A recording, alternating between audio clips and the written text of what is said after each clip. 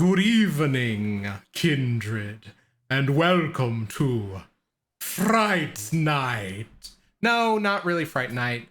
Hoboken by Night, specifically. A Fright of Fandom. I am, as always, your friendly storyteller, Zach, otherwise known as Great Samino, and it is my pleasure to join the cast and crew of Flights of Fandom for this special Halloween-themed mini-series set in the world of What We Do in the Shadows. One of my all-time favorite goofy, scary movie slash TV series franchises. So thanks so much for joining me, guys. Why don't we get started in earnest, and we're going to go through our introductions. I use he, him pronouns as well. Forgot to say that. Starting with David, who are you playing, and tell us a little bit about you and what your pronouns are. Hey folks, I'm David, he, him. I'm a graphic designer, an illustrator, and a game designer. If you want to check out what I do, you can go on over to dbb-8.itch.io for some cool games. I am playing Vlad the Rad, who probably does that gesture a lot. I'm really channeling my inner cool guy here. And you're going to see a lot of that, and it's going to be very cool and very good. I have no doubt now, none so whatsoever in my mind. Below David on the overlay, Marcy, tell us who you're playing, what you're about. Hello, it's me again, Marcy, aka Experimental Madness, back at it again with the OCs here on Tuesday nights. Tonight I am playing Amberlee Tompkins, a Toreador vampire who is, kind of a little famous, kind of an it girl. It's whatever. Let's fight some werewolves. Starting over on the right side, playing Conor. Oh, it's me. What's up, y'all? I'm Hopper, as I continue to be. Sorry about that. I use they, them pronouns, and I can be found around the interwebs at Fail Deadly, that is with a 3 instead of an E, and also at the Legend Tree, where I'm someday going to publish real content for things. Tonight I will be playing Conor McLeary. And he's a dumpster fire. He's a gangrel. And he just made out with Brad Pitt, and then apparently was starting to fight with my fucking on again, off again, not technically husband. Only ever maidalage, which is basically pirate gay married. But you know what? Like, it's been like 7 years, so like, fuck that guy. I'm Frenchies. I'm so here for this. And I messed up counterclockwise, Puja. I apologize. Puja, who are you playing? Tell us about yourself. What you're about. Hi, I'm Puja, and I'm playing Tash Marini. Both of our pronouns are she, her. And Tash is our friendly documentary producer who was following this wonderful crew and had the misfortune of being turned by Kristen Stewart last episode. So she is fresh into this vampire world and in a way, and has no idea what's going on. So I'm excited to explore that with this chaotic crew. As are we all. I am going to go ahead and give us a little bit of a recap. Just because while you guys did a fantastic job, I want to make sure we orient our viewers for our not so typical game of Vampire the Masquerade 5e. First off, you may notice that this game differs a little bit from your typical game of VTM 5e. That is because I have chucked out almost all of the mythology with a few nods here and there, and instead substituted them with the mythology of What We Do in the Shadows. Kept the rules that I didn't like, kept the rules that I did like, chucked out the rules that I didn't like. It'd be weird if it was the other way around, wouldn't it? And then on top of that, we got a chance to meet our kindred last time. Including one of whom was actually part of a documentary crew that had been following the coterie around for a few months. until in the process losing almost all of their footage to a mysteriously started fire. I don't know how that happened, but at the end of this long process of following these vamps around, you guys were called to the haven and Elysium of Sem Vanderberg, the patron prince of Hoboken, New Jersey. And Sem had a little bit of a job for you guys, which was 2 members of the Vampiric Council, for the sake of copyright and IP and parody law. Brad and Kristen were to be escorted by all of you around town and shown a good time while the council as well as the prince dealt with the suspected murder of Baron Aphanas, a very large bigwig in the vampire council world of political machinations. So But not anymore. Not anymore, no. For whatever reason. Done and dusted on the shores of Staten Island. So, with Brad and Kristen in tow, you guys found your way to a club called Nightscapes, which served every manner of supernatural creature, but not before Kristen, realizing that Tash had not worn her trusty crucifix that day, would make for a perfect lunchtime snack for K-Stew. And at which point, Tash, you got, drained pretty succinctly very quickly. But at the same time, there was a goblet of vampire vitae that the prince had provided for some purpose or other that you were able to take surreptitiously while bleeding out on the floor. And in so imbibing it, you joined the children of the night as you were embraced. And you'll notice that you no longer have the human character type. You are now Puja. What that means to you, we'll find out. Anyhow, after some teething problems and some wandering around town, you guys found your ways to Nightscapes. Vlad the Rad, your impeccable driving led you to the location with very little complications. I only very hit one few. fire hydrant. It's a world record for Vlad. And not only that, you guys ended up getting to Nightscapes, and on top of that, you guys encountered a few familiar faces.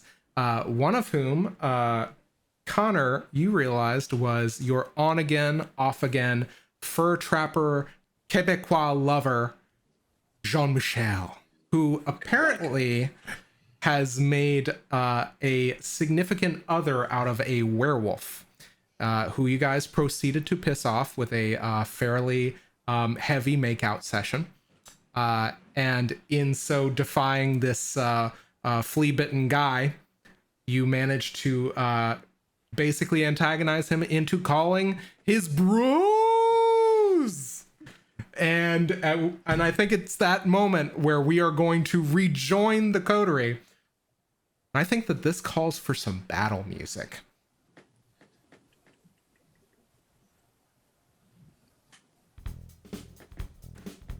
Let's see. Yeah, I can vibe to this. Yeah, let's do it. Yeah, that's about right. Yeah, there we go. The guitars kick in. Just wait for the sax, guys. All right. So, you got this giant werewolf in front of you. This humanoid kind of hairy man squaring off chest to chest with you, Conor. At which point, I think what you see is slowly something as a gangrel affiliated vampire, probably one more affiliated with creatures such as Princess, your rescued pet dog. Chihuahua Beagle mix, thank you.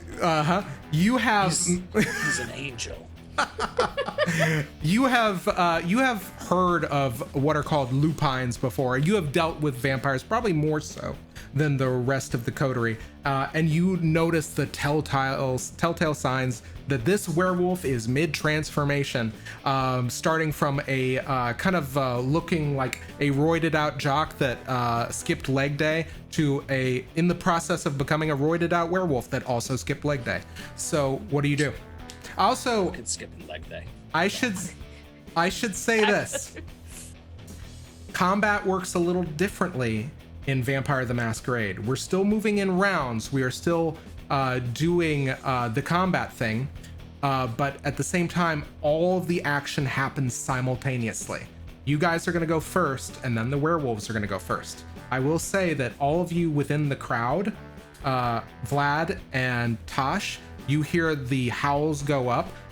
You hear the sound of 3 other howls, one on the upper tier where the first howl came from, and 2 right near, like in the middle of the crowd where you guys are. So going in actual counterclockwise now, I want everybody's kind of what are you going to do this round.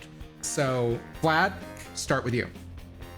All right, so so Vlad and Tash have basically just walked in, right?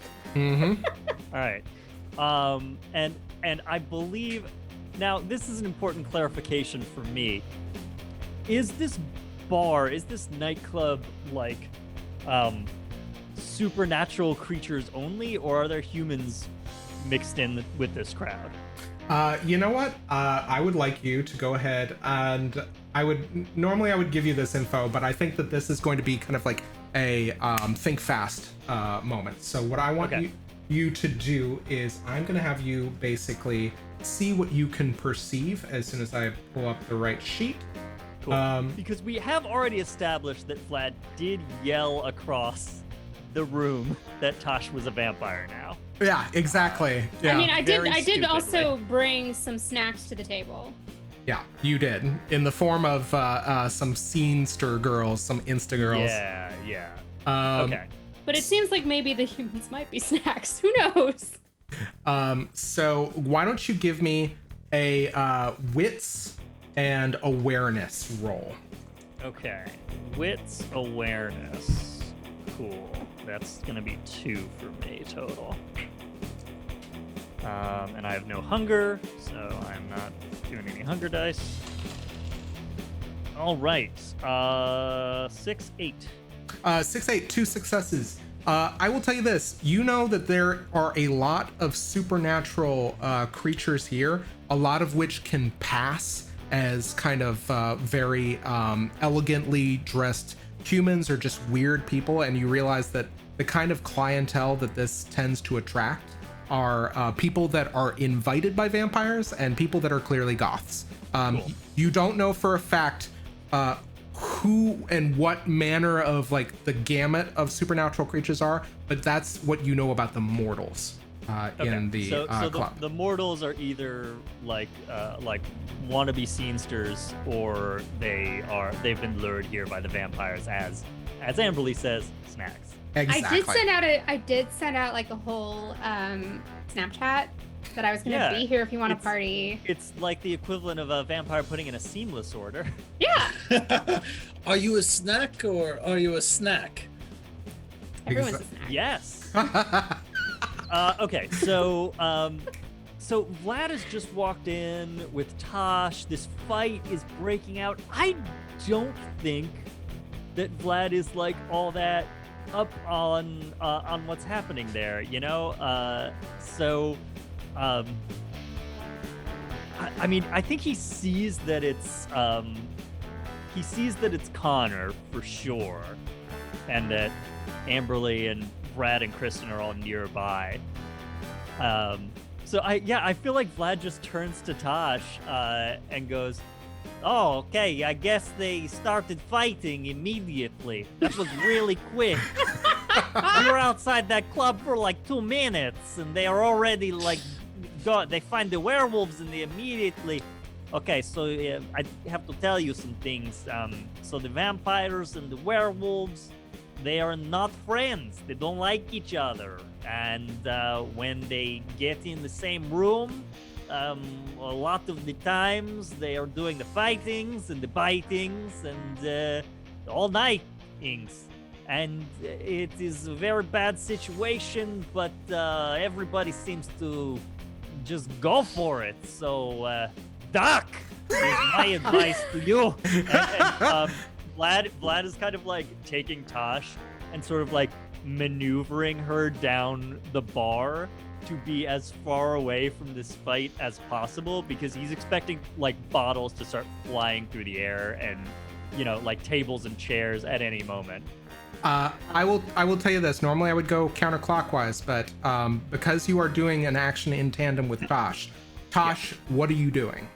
So first question I have is, have the viewers of the documentary seen such a fight before?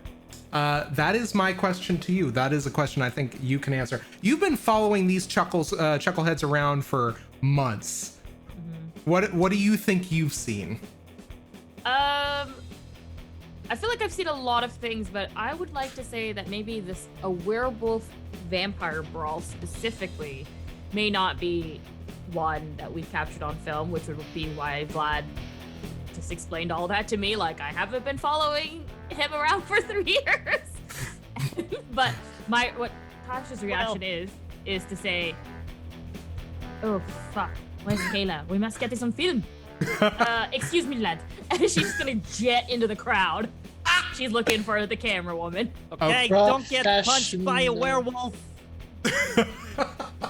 Professionalism, folks. Tash, why don't you go ahead and give me the same roll? Again, you're looking for wits and awareness.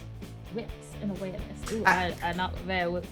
Actually, I will say this: if you want to argue resolve because you are determined to find Kayla, you can do that as well. Oh yeah, she's going in with a single focus. She needs to find Kayla. I have 1 hunger. Excellent.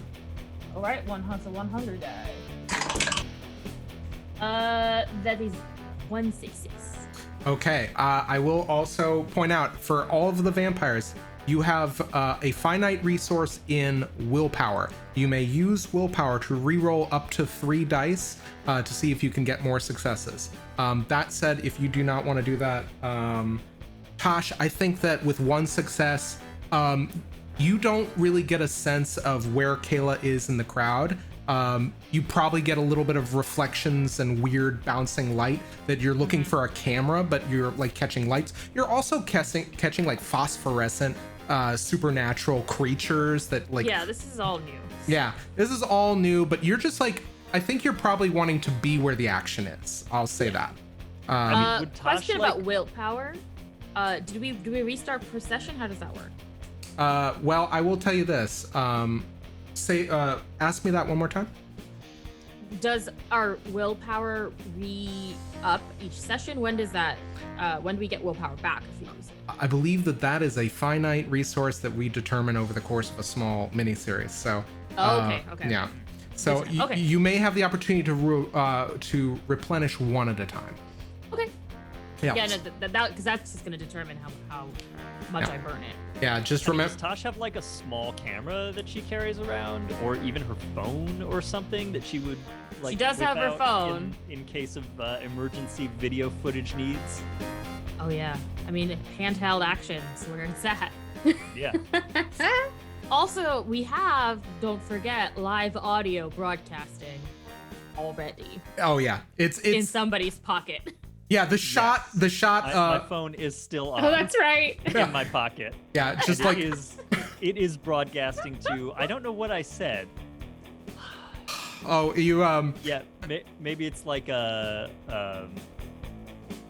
Is it like That a? was also Snapchat. It could be. Yeah. Yeah. It could be Snapchat. Facebook Live. Come on, you're Vlad.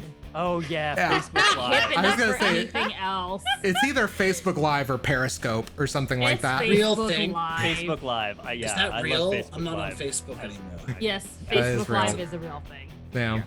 Okay, so you are broadcasting all of the craziness straight to Facebook Live. So again, this is Vlad, so nobody is watching. Excellent. Yeah, I think there's like one lone like thumbs up that like travels across the screen as it broadcasts. And yeah, so basically, I think when the camera kind of slips out of your pocket, you are just seeing chaos as people are running, like creatures of all manner and shape and mortals are all running away from like the hulking out werewolf dudes. So you are running down one end of the bar, Vlad.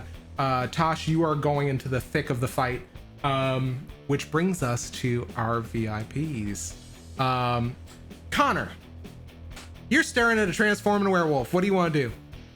Punch him in the dick. We are going to, in fact, find out, ladies and gentlemen, if Wolfman's got nards.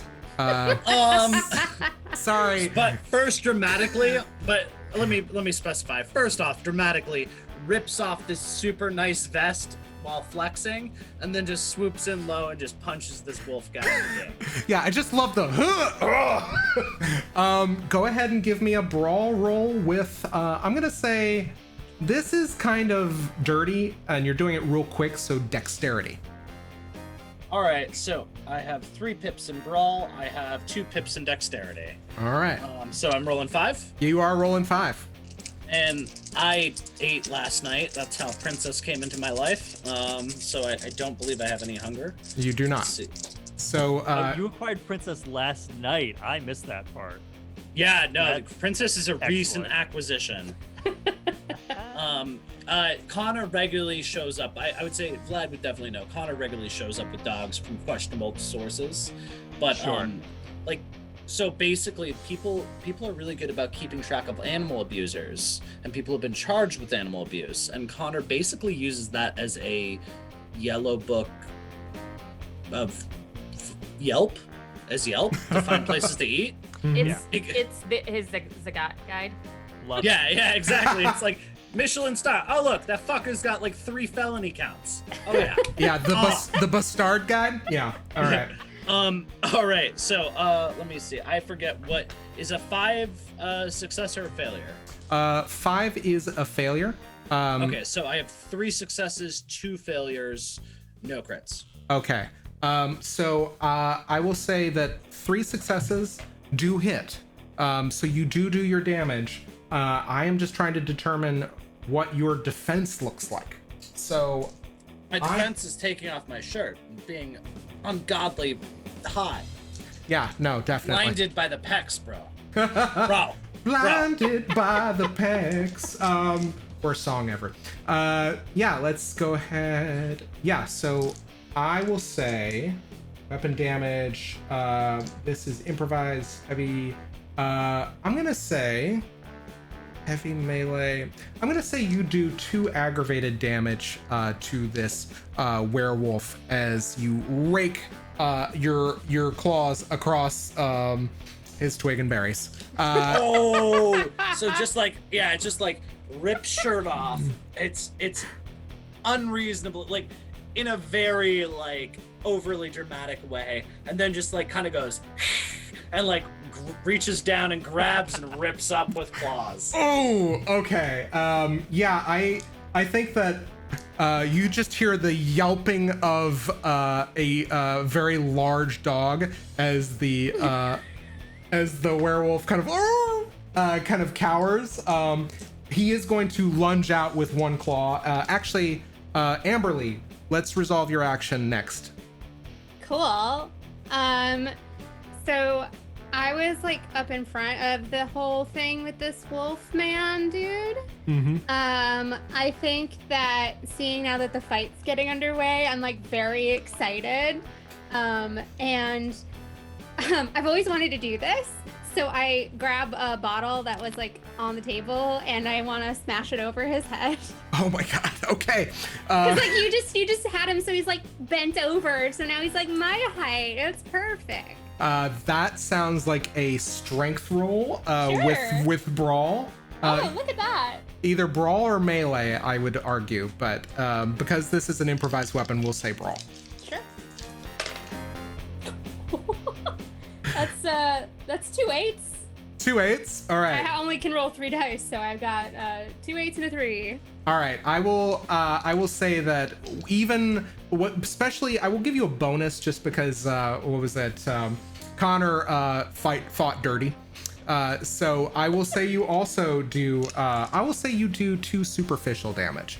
Because it's not your claws. It's a bottle across a supernatural creature. Yeah, for the drama. So bonk, and you just see the werewolf reel, and you, I think, Conor, see Princess get to the edge of the seat, and you just hear in your mind, "Master, I will intimidate them to the best of my ability." At which point,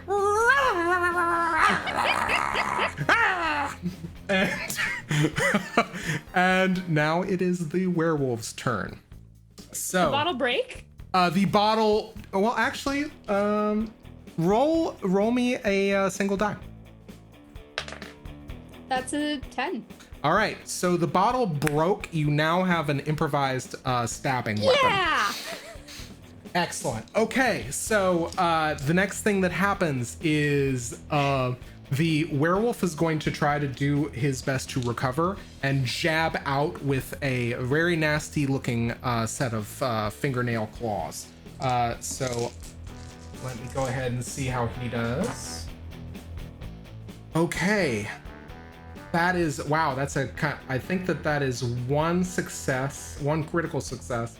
But it's also a critical failure. So I'm trying to think what this looks like. Yeah, I think that claw just rakes across you've popped the vest off. Is the shirt also off? I was never wearing a shirt. So. Proud of you. So proud. Yeah, I think you get this. You feel the searing heat of 1 fingernail drag across your torso as this werewolf's supernatural claws does 1 aggravated damage to you, but not until and you do that happens, but in so doing the werewolf falls forward and bonks the front of his face after getting the back of his head smashed by a bottle. That transformation though is still happening. So that is when you see the second werewolf on the upper floor beginning to move towards the VIP booth, and it is going to spend all of its entire turn, moving to close in with you and Amberlee. Next thing, incidentally, your Scenester Instagirls are panicking the fuck out. They're basically, oh god, he's so hairy! It's like steroids or something. Like, dude, just enough of the gym tan laundry. And so that's happening. Brad and Kristen are nowhere to be seen. I will say also, the 2 of you downstairs, you see the 2 other werewolves also kind of hulking out and kind of transforming, moving towards the VIP area. And you also see there begin to be a lot of chaos and panic in the club as people that are supernaturals that are looking for an opportunity to kind of unleash something. You see the Babadook in the corner kind of reach out and grab one of the goths and kind of like latch onto her eyes and kind of induce despair. You see a wraith jump into another club goer, only to have force out another wraith that jumps into another club goer. You see a bunch of vampires just take the chance to bite into the necks of their dates or their companions. You see somebody just apropos of nothing, completely on fire, just walking through the club. And that is the first round. So we're gonna go back to the top of the order. Vlad, what are you doing? You've seen all this unfold. Can I get a drink over here? Like order a cocktail or a beer or something? Hello? Equivalent of this is fine. Okay, so you know what? It's literally him doing this in the background. The person on fire just slowly walks past. You know what? Vlad, give me composure, persuasion. Yeah, great. Oh my Okay. God. Hello? Hello? Anybody here? 6. All right, you got all right. 6 dice. All right, see what you got. Yep. Almost went right off. Okay.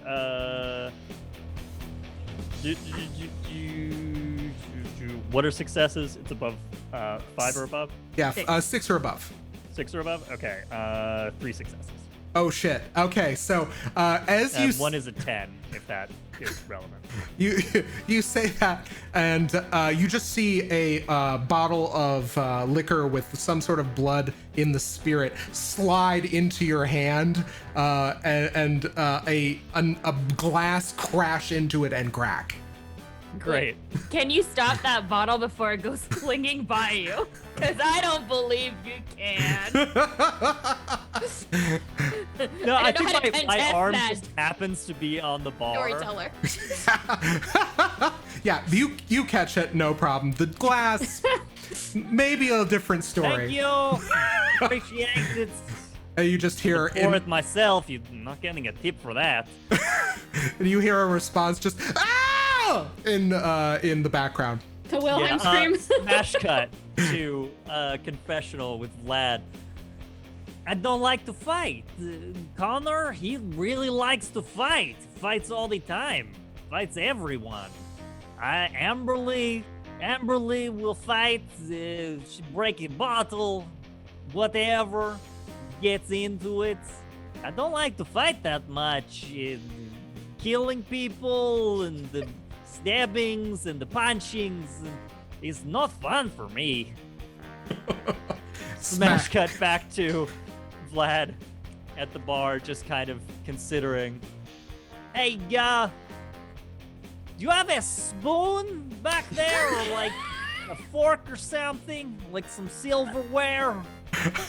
Okay, Vlad, take a bonus die first. That was awesome. Let's go, Tash. You are still in the thick of everything. What are you doing next?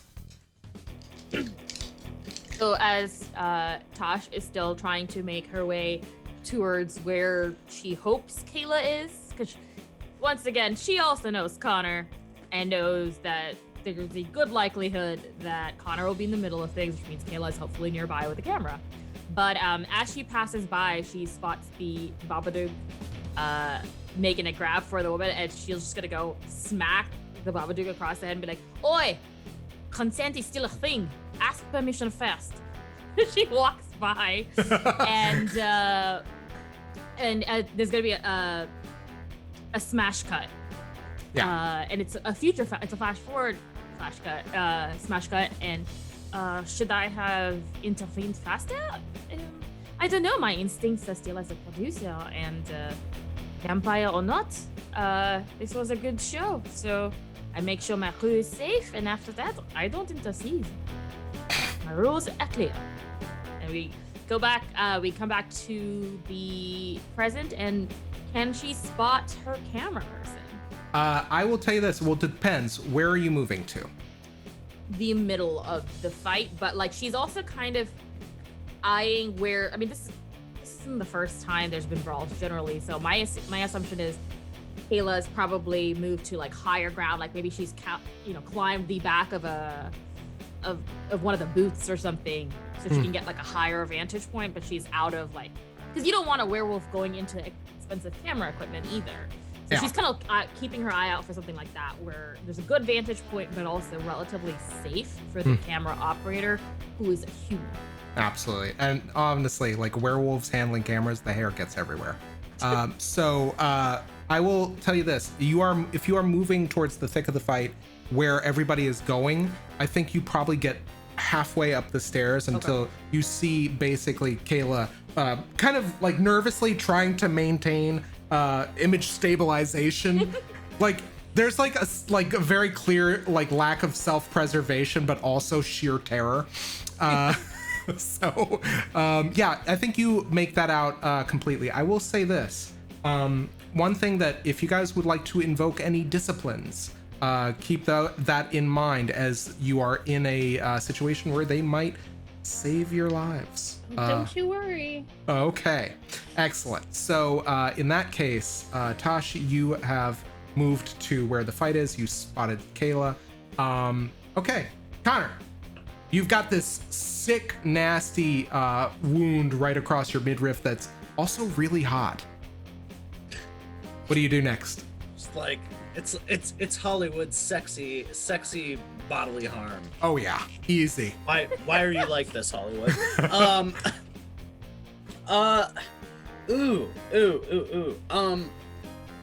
I would like to I think Connor reaches down and like does like the most aggressively like hypersexualized like draw across his chest, like and gets like a little bit of blood on it and just goes, "You made me bleed my own blood. It's kind of hot." And then is gonna punch this dude in the throat, or actually gonna bite this dude in the throat. Ooh, yeah, absolutely. Okay, so I will tell you this. I'm gonna give you a bonus die because one, you guys have basically. You're going for the injured one, right? Yeah, the one that I punched, or not even punched, the one who I gave like a, I don't know, back alley neutering to, and then Amberlee bonked in the head. Oh, buddy. Okay, so you bring your jaws to this guy's throat, to this werewolf's throat, as like the hair is starting to sprout. I'm gonna give you a bonus die because you've been assisted by Amberlee. Right. I need you to go ahead and roll brawl, and I think this one is strength, because you are basically latching onto this creature, and you are going to need to, and you are intending on feeding on it. All right, so strength gives me a 6, and then a bonus die gives me 7. So Okay. I'm rolling 7 dice. All right, let's see what you do. That is a critical, a 9, a 1, a 3, and a 7. Okay, so that I believe is 6 successes. So yes. Okay, so yeah, you latch onto this guy like with a vice grip, and you slowly feel your wound. The edges of it, even though it is aggravated, is beginning to slightly close as you begin drinking the blood of this werewolf. And I think that you just feel a smack on the back of your head as John Michel is basically kind of ineffectually going, no, stop! He's my boyfriend, stop now! Amberlee, you are being approached by a hulking out werewolf that has been uninjured, and not only that, you see John Michel trying to pry Connor off of this werewolf. Oh my god. Hey, big boy. I walk over to the hulking werewolf. You know, if you want to leave here with my digits, I'm gonna need you to mess with your friends just a little bit, and I'm gonna use compel. All right, so do me a favor, describe that for me, and if you need to rouse the blood. Yeah, I've got it for you here. So Excellent. compel. Oh, that's cloud memory. Let me go back. With eye contact, the vampire can issue the victim a single action command, no longer than a short sentence, to be obeyed to the letter. It must be possible to complete the command in a single turn. The storyteller decides whether to interpret ambiguous commands in unexpected or unfavorable ways, which is why I love this. Alternatively, the command can simply confuse the victim and fail. The cost is free. The dice pools are charisma plus dominate versus intelligence plus resolve. Mm-hmm. I don't know what the dominate versus means. So it's going to be a contested roll. I'm going to roll this guy's intelligence and resolve. Spoiler alert, it's not high. Oh no, shocker! And go ahead and give me your charisma and dominate. Oh my god. Okay. Okay, and remember if you have a bonus die to use it. Also include your blood die. Yeah, don't Okay. forget your blood die. Oh, right. Well, that's included in here, isn't it? Yeah, it would be. Yeah. Well, that's a 9, an 8, a 7, and a 2. So 3 successes. Excellent. So he failed miserably. There, I do not. I need a dice jail. I need to bring the one that I have down because these are not doing me any favors. All blank vampire dice. So yeah, I think that the werewolf kind of cocks its head at you the same way like a dog does quizzically, and goes, Who's a good boy? yeah, exactly. And at which point, your team, Jacob? Okay. And I turn and this thing turns around and begins heading towards the other werewolves heading up the stairs. Tash, you kind of see this happening and like with a lot of chagrin, as now like where you thought you were just being behind 2 werewolves, there's now a third moving. And I think after that, like Amberlee is like, okay, cool, and like she's still holding like the broken half of this champagne bottle and sits down back in the booth with like Brad and Kirsten and their snacks. Because it's like, I told you, it's so much fun to watch them fight. Okay, so the one werewolf is going to run up to the other 2 and is going to take a swipe at one of his companions. Oh shit. That's 6 successes. Yeah, this. Now you roll. Yeah, exactly.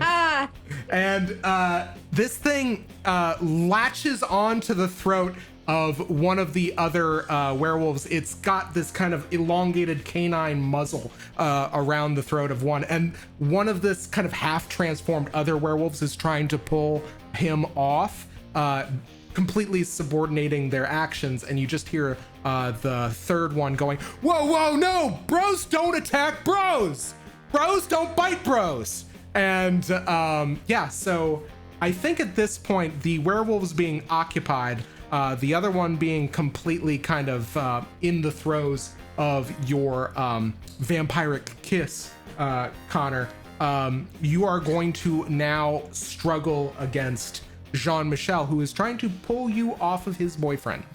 So I need you to make a, let's see, what is appropriate? Pull up the sleeves here. Okay.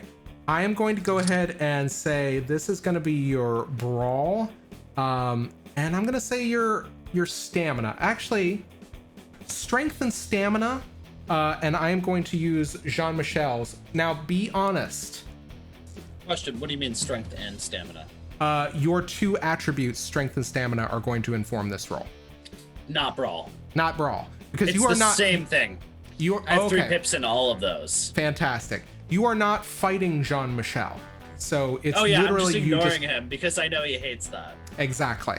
Now be honest with me about how strong do you think Jean-Michel is?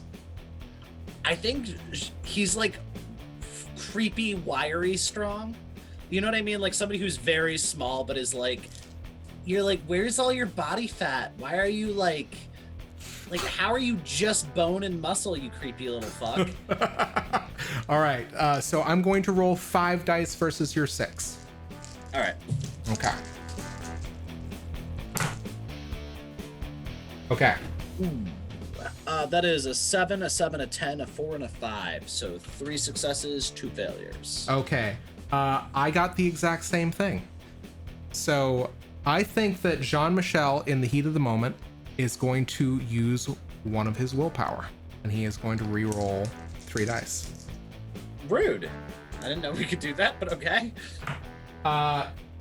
Does not improve the roll. So yeah, so basically I know, I'm stunning. it's kind of a stalemate. You feel like your shoulders being pulled back, but your teeth are just latched onto this werewolf. The werewolf is slipping out of consciousness at this point. Like just it's that good princess vibes. exactly. Exactly. You've got just like, yes, master, yes, fight. Princess has become a cheerleader. And I actually, wait, that should be more placid. It should definitely be, what was it? Yes, master. Fight, fight, bite, fight. So, okay. I would say we're going to start another round, but that is when all of you hear boom, the sound of heavy ordnance being discharged into the air as you see a familiar figure, Tash. And you see Tommy with a very large looking kind of blunderbuss in one hand. The seeming that Tommy had put on for the outside world's benefit is gone. Now you see basically something very much like a very overlarge ogre with undertusks over the upper lips, at which point you hear Tommy say, "All right, that's enough fighting out of everyone." The Babadook proceeds to retreat back to the corner. One wraith jumps out of another body and stands next to a very confused looking mortal, kind of spinning around dizzy, and the wraith manages to stand stock still as though who me.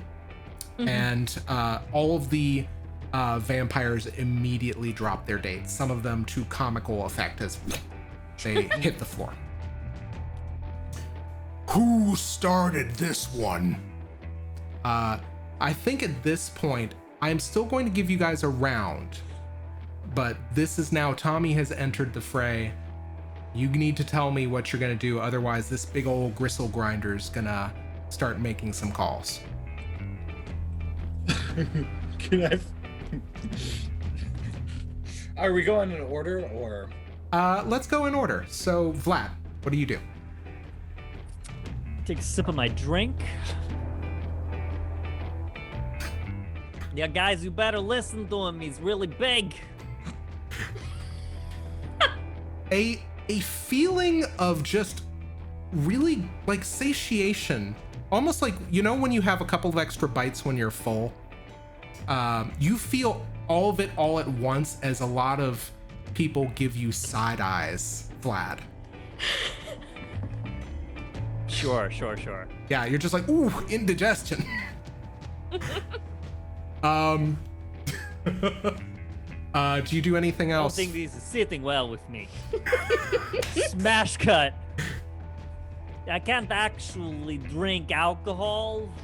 Just sort you drink it, it goes down, sort of sits in there, and later on you sort of just kind of spit it out. But it looks cool when you have a glass in the bar, so you know that's fun. Smash cut. Yeah. Excellent. Take another die just in case you need it. Okay. Tash, you had made it up to the second floor at this point. You see the one werewolf is still kind of gnawing on the throat of the other guy. The other third werewolf is trying to pull him off of his friend. What do you do? Yeah, Tash definitely doesn't give a shit about those guys. She is going to hop to wherever Kayla is, and basically her plan is to take the camera from Kayla and say, "Get behind me. I shall protect you." And she looks at you and says, "Tash, you're absolutely crazy. This is madness. You look really good." Yes. I'm one of them now. Sorry. Hopefully that doesn't change things. Make me manipulation persuasion. I'm gonna give you, don't forget you have an extra die. You know what? Yeah, just roll and tell me what you come up with. Manipulation. Okay, that's 3. Persuasion. And then I also get, is this a social situation? Yeah, absolutely. Because then I get 2 extra die for being pretty. Nice. Yeah, I think exactly. I think she's just like, oh wow, You just, I don't know what it is about you, but I just want to believe everything you say. Okay. All right. I have 3 successes. Excellent. No crits. Yeah, I will say that Kayla, being a mortal who was pretty subservient and impressionable, subservient to you and impressionable in your normal life, is going to follow you now once again. Okay, so you managed to get Kayla with you. Okay. And I'm filming. The camera's pointed straight down and it's kind of like panning between Tommy and the heart of the ruckus. Excellent. Okay, perfect. You're taking a lot of like B-roll action good shots. TV. Exactly. Yeah, and I think that leaves Connor. You are standing over the werewolf who has slipped into unconsciousness. Jean-Michel is kind of like stopped really pulling that hard on you, kind of now more turning his attention towards Tommy in the middle of the floor, who is beginning to move towards the stairs. I think that at this point, you will heal your aggravated damage with the blood of the werewolf. What do you do?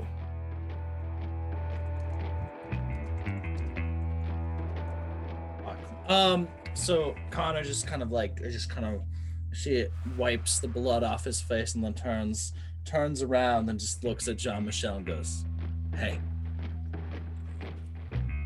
and gives like a little grin. Fuck you. Nightscapes is mine. Imbecile, and just begins like rattling off a bunch of like French curse words. Curse words. What was it? Merde. I don't know French, so.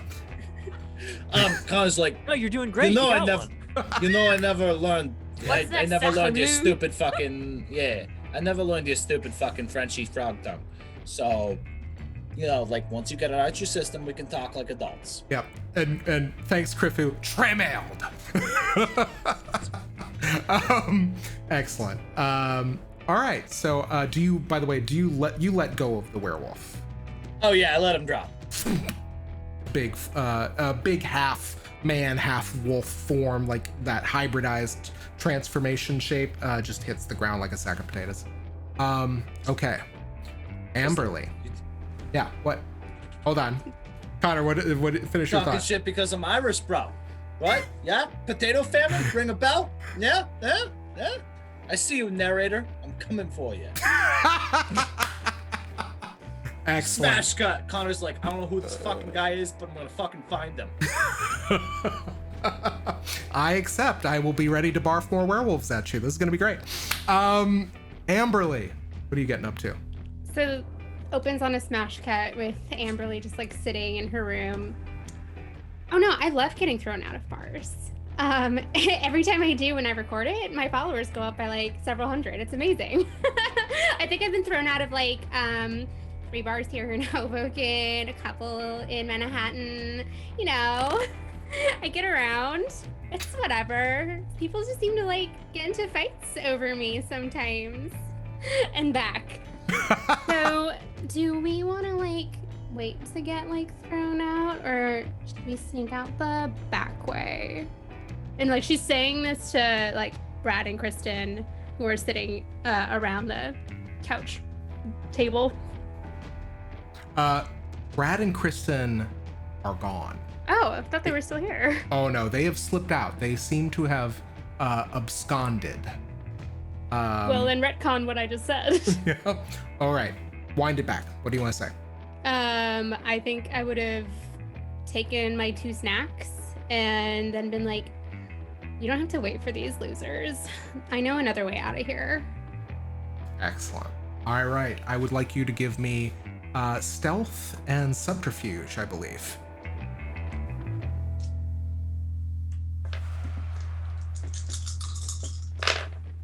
Ooh, 3 successes Oh out yeah. of 4.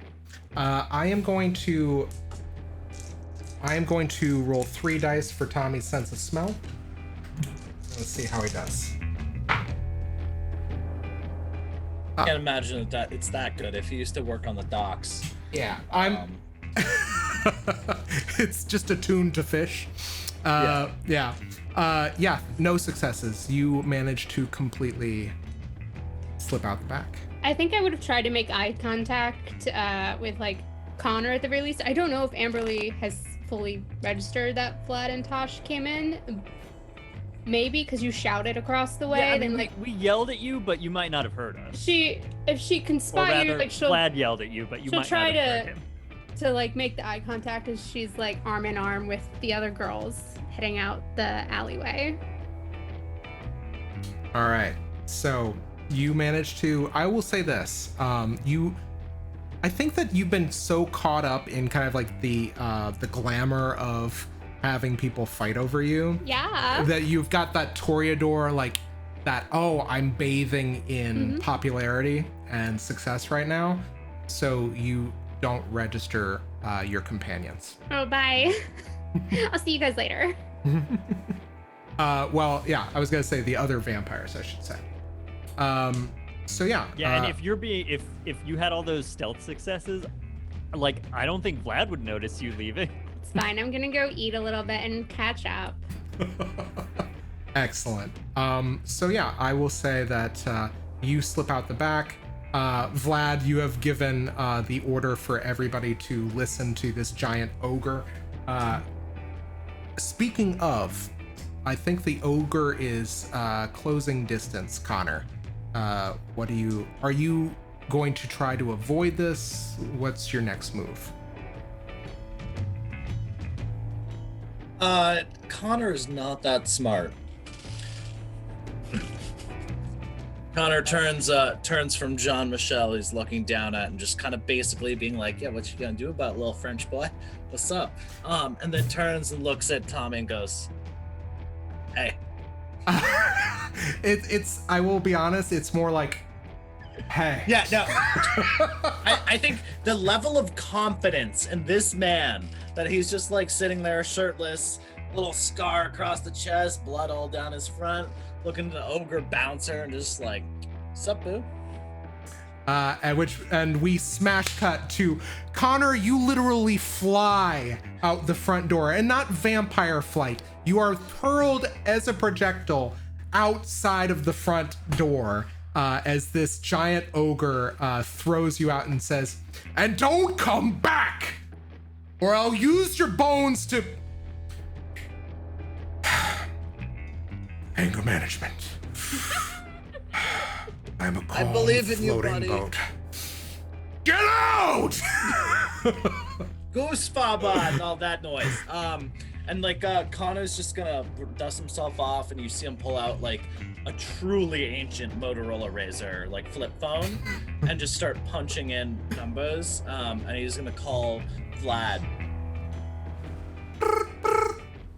Hello, Moto. Or is it a Nokia?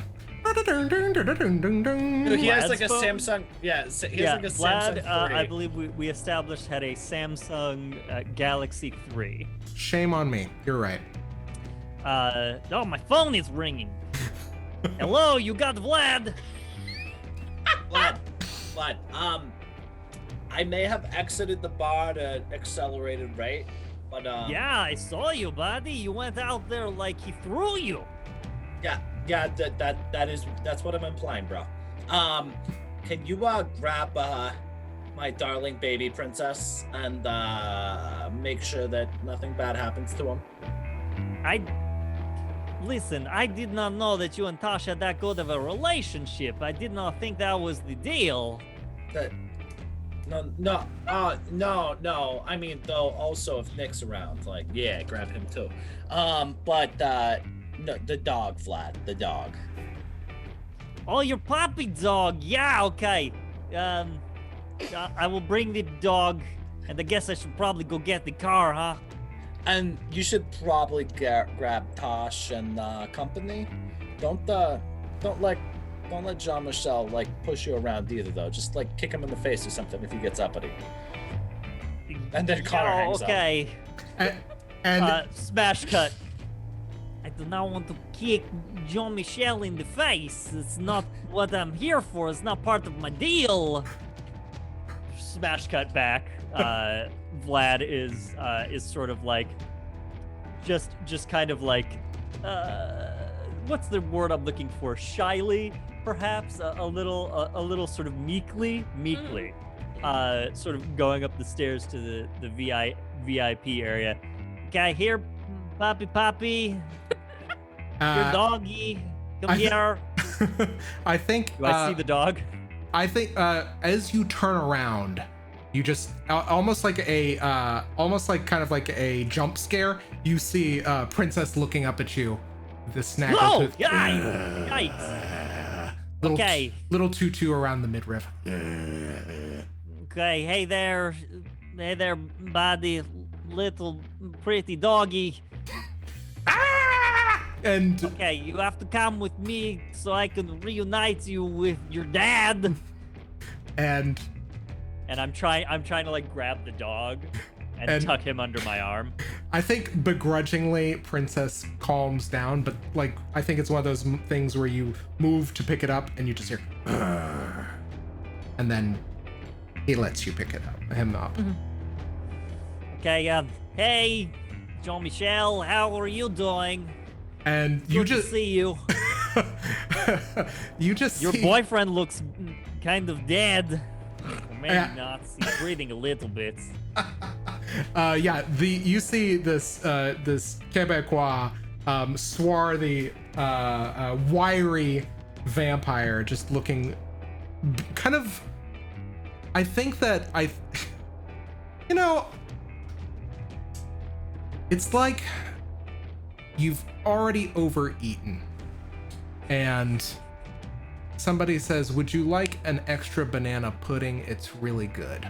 At which point, Jean-Michel looks at you with a look that could curdle milk or blood. And I think at this point, you just, again, that just surge of, ooh. I feel great. I think that unfortunately Jean-Michel just kind of shakes his head and cradles this dumb bro werewolf. Okay, see you later. Come by the house sometime when you and Conor are not, in the whole thing where you're like murdering each other's friends and whatnot. All right, bye. And Vlad heads out. I assume the camera crew has the camera crew followed Brad here? Vlad? Yes. I was gonna say the camera crew is right behind you. Yeah, Okay. exactly. So yeah, I just sort of like look over my shoulder at the camera to make sure that you're coming with, and I head out the front. Yep. And as they're walking out, Tash will hand the camera back to Kayla and go up to Princess and like, I heard you made a little bit of a meal out of me earlier. Don't worry, I don't hold grudges. I'm not very French in there. So here's the thing is, I will tell you this. Brad and Kristen are gone. You see no trace of them around the club. They seem to have vanished into a puff of fine smoke. Oh, no, but I said that to Princess. Oh, pardon me. Oh, sorry. Yeah, because Princess took a Yeah. good old meal out of Tosh too. Yeah, sorry. I tracked to the other everybody obvious had a meal perpetrator. Out of her. It's okay. Yeah. And I Snack. I think that Princess doesn't growl at you, and just I think instead kind of I think whatever part of you, whether it's like kind of like just your genes or if you're in like petting distance, Princess will lick your hand or lick your jeans or something close by. No, he likes you. Get a load of that. Or he's planning to take another bite. He got a taste and now he wants more. I believe that Princess is now bonded to my soul, which makes sense. Hey, Conor. How are you doing? Oh, you're sitting on the sidewalk there. Yeah, I think Connor, You're muted. mood. Connor's just like, you see him talk for a little bit and nothing comes out, and he's just, I'm good. Just, I think at that moment you see Amberlee emerge from like around the block, and she's like got her red lipstick is now suddenly so much redder. There's maybe a little trickle of blood, and her fangs are still kind of out, and they're like all like very sharp and pointy. And you notice that they actually go a little bit long. And she's like, "Oh hey, you guys made it out." Yeah, hey, Amberlee. Conor got thrown out. It was crazy. He flew across the street. Oh, I told you, MG. he's got some guns, you know? Did you get it on film? Persuaded.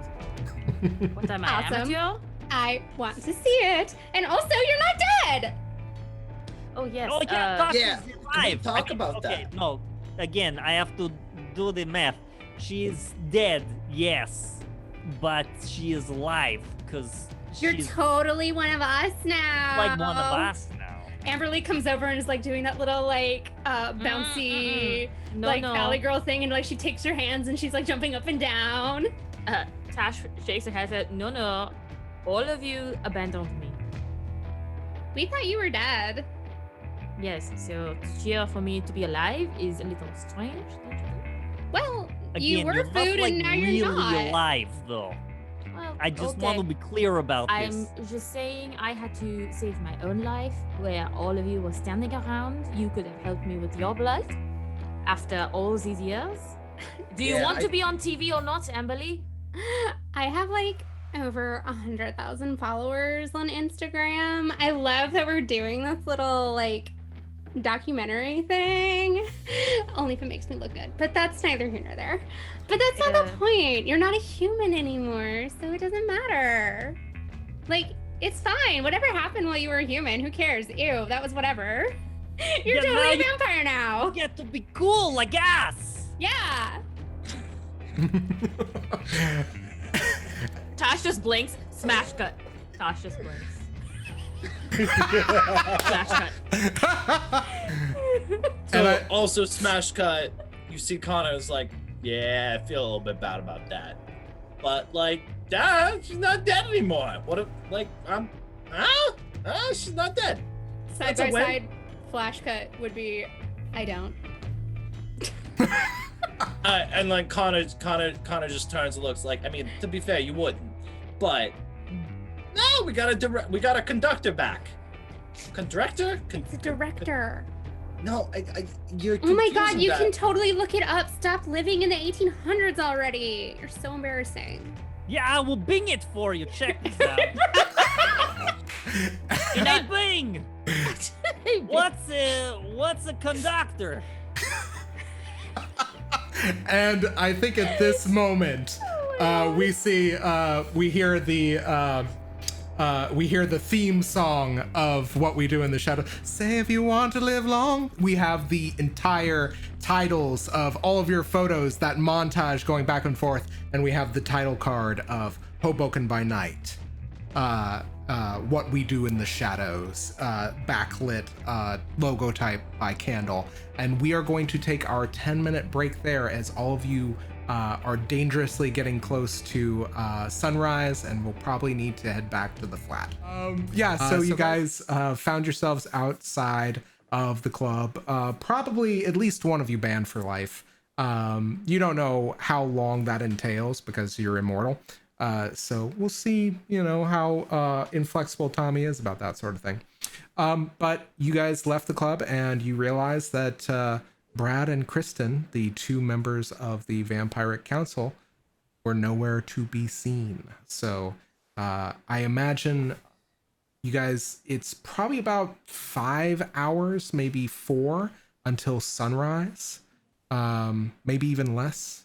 So We got all night. Are you kidding? So what I would like you guys to do is to tell me, what is your plan? Are you guys going to stay out in the middle of the night like children of the night? Or will you be heading back to your humble abode? I think we need to discuss it, yeah? Yeah. So, who Hey. last saw Kristen and Brad? Because they're not with me. I thought they were with you. So fun fact, I like lost sight of them in the club. Like it was getting so chaotic. And then there was werewolves and yeah, I totally wasn't paying attention. Okay, Yeah. well, we were supposed to kind of keep track of them. That was part of the thing that Prince Vanderberg said. It was just like it's so much responsibility though. Like for an entire night to watch two whole vampires. Oh, it's so much. I don't think Connor, it's my fault. Did they like get attacked by the werewolves or anything in there? Not that I saw. Okay. No. So, we have to find them or we're going to be in like huge freaking trouble. I mean, are we? Sounds like so much work. Vanderberg will like have our asses or our heads. Or maybe he'll Well- take our heads and he'll put them in our asses, or No. our asses and put I've them in our I've done heads. that. I've tried. We did that. We tried to do that as a like this. It was this whole fucking thing. Like it was. Amberlee is backing Okay, away but from like me not in slowly. the fun way. No, it was not a fun way. It's way harder than you think it is. I'm just gonna put it out that way. Like, look, you can't fuck around with the British. Like, you gotta show them what's up. Okay. So I don't think Brad and Kristen were British. No, buddy. No, you know I what? was dead. Okay, but what are we going to do here? We're like in deep shit, you guys. They could be anywhere. Are we supposed to like literally go through the entire city to find them? Because that's like a lot of work.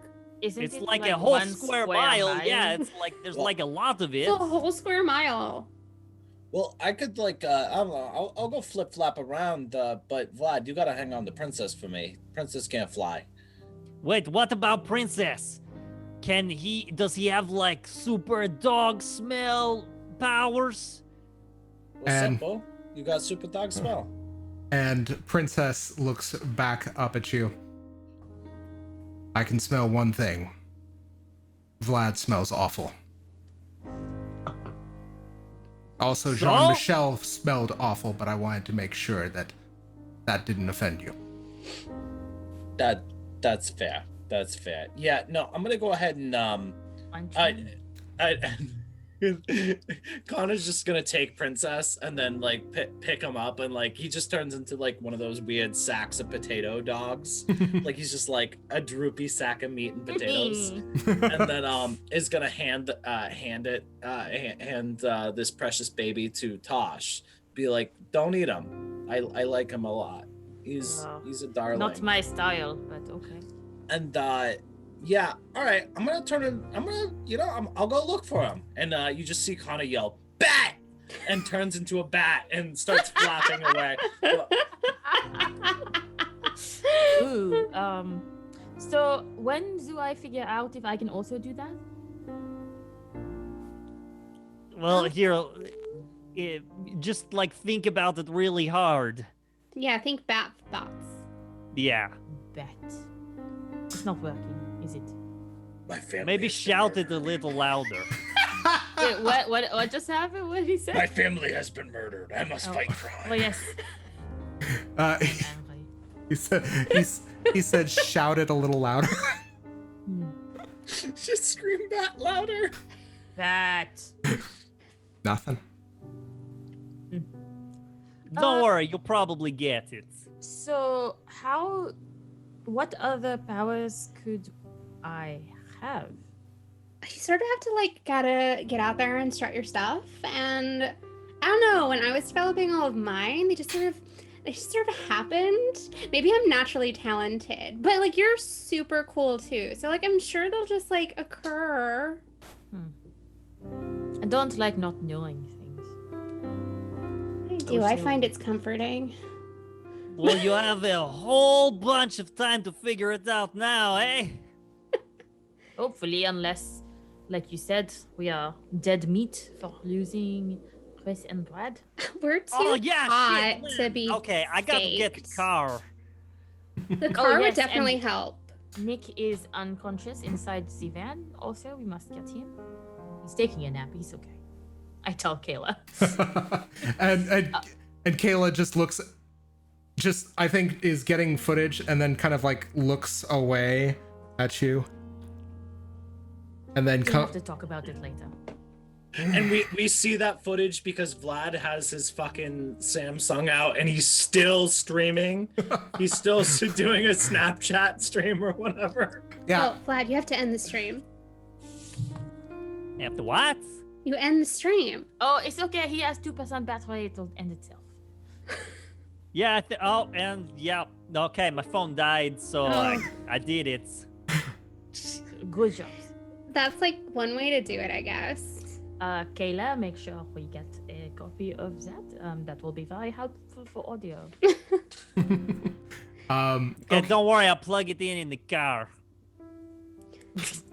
Yeah, because I really don't want to walk the whole like square mile. It's like so exhausting, guys. I'm so tired. I broke a bottle over a werewolf's head. Like, I'm done. Okay. On that note, as you guys, I believe, as Amberlee, you pile into Vlad's car. Shotgun! Nobody disputes it. There's nobody in time that I'm can. like, I've got blood still dripping down my face. Nobody disputes the shotgun. Kayla looks like she's about to say something, and then from behind the camera, and then just nothing. Just no sound comes out. I'm like eyeing her because I could sense it, and as I'm like getting into the car, I'm just like staring at her as like my eyes like go under like the car door. Is that I realize I'm new to the system. Is that a Vampire the Masquerade ability, sensing shotgun? You know, I think for it this says game, it right here. It says sense the unseen. I love it. Absolutely, yes. Oh, The man. unseen is shotgun privileges. I will Well, say it's this. okay. Sorry. I will say this: when you do invoke sense the unseen, there is a slight bit of residue of fierce bisexual energy left by Kristen in the front seat. Oh dear. But that's it. That's all you get. I take out some of my perfume and I like. Ban that shit. Okay, so quick question, Tosh, are you piling into Vlad's ride, or are you going to try to revive Nick? There's a lot. We need to go home and have a conversation about this and plans for the show and Tosh on it generally. But I think for now she has to take care of her crew. Okay. Because they're a little shaken up. So she's gonna drive. She's gonna have Kayla drive, and she's going to try to make sure Nick's okay because that was her first time feeding. Yeah, and you managed to not kill Nick. This Timothy Chalamet looking motherfucker is gonna be with us for a while. At I least forgot another that's night. what he looked like. Yes. Okay, so you guys pile into the car. Vlad, I need you to make a driving roll to see if you can get Amberlee back in time before the sun comes up. Oh, okay. So Vlad's plan was to start like driving up and down the streets of Hoboken looking for Oh, Kristen absolutely. and Brad. Do we not have time to do that? No, you totally do. Go ahead. Okay. I will say this. Give me drive and then give me investigation. Drive and investigation. Okay, so that's Also, while you drive, there's definitely a dash-mounted GoPro in that car. Oh, yeah. Absolutely. It's looking... yeah, the car... Yeah, go ahead. Do I get anything for... So I have taken as one of my merits wheels. Does that count? Oh, yeah. Add... Okay. This is your car. Add a die. And then if... I think that you also did a smash cut not too long ago. You can take another die as well. All right, then I'm getting up to 6 here. Awesome. Let's see how this goes. Okay. 2 10s. Nice. Okay. And 1 other success. Okay, so that is 5 successes. On 5 successes, I will tell you exactly what you find out. But before we determine that, Connor, I would like you to make your own investigation roll so we can kind of compare and contrast what you two find. Righty then. All right. So I think in this case, it's going to be wits and investigation. All right, cool. I'll roll 2 dice. Excellent. I'm shocked I have a point in investigation. I don't remember doing that, but apparently I did that. I will give you one more because of your smash cut, so don't forget that. I get another dice? Yeah. Remember the smash cut mechanic, guys. It might help you proceed. What you got? So that's an 8, a 7, and a 3. Okay. So The 3 was the 3rd dice too. Excellent. Okay. So 2 successes. You don't have any hunger. 5 successes for Vlad. So I'm going to tell you guys each what you find. So Amberlee, what was the thing? What was the accoutrement or the accessory that you liked most that Kristen was wearing? She had a lot of cool necklaces on. Like they were all layered. It was like very early aughts. I liked how retro it was. I also think there's a 100% chance that Amberlee has like rolled down the window and occasionally goes like, Kristen, Brad. Oh, yeah, for sure. Just as they're driving. I think we're definitely both doing that, like leaning out the opposite side windows. Kristen, Brad. Okay. We're like alternating the names. Yeah. Okay, so this is what I will tell you. That I'm sorry, this image is just too much. So, okay, I need to find something really quick. Okay. So as you guys are driving, on 5 successes, you find one of those many nice layered necklaces broken. And not only that, there is a crumpled up piece of paper out in the street. You see it because your one kind of like flickering headlight, Vlad manages, I think that, no, this is a really nice car. So you've been taking very good care of this Civic. Yeah, and the undercarriage lights don't work because I do not have any idea how to repair them, but the rest of the car is you know, it's a terrible car, but it's not a piece of crap. yeah, excellent. It's old for sure, Absolutely. but it's not a car. Excellent. So your headlights, I think the undercarriage lights flicker, as if kind of almost dramatically appropriate.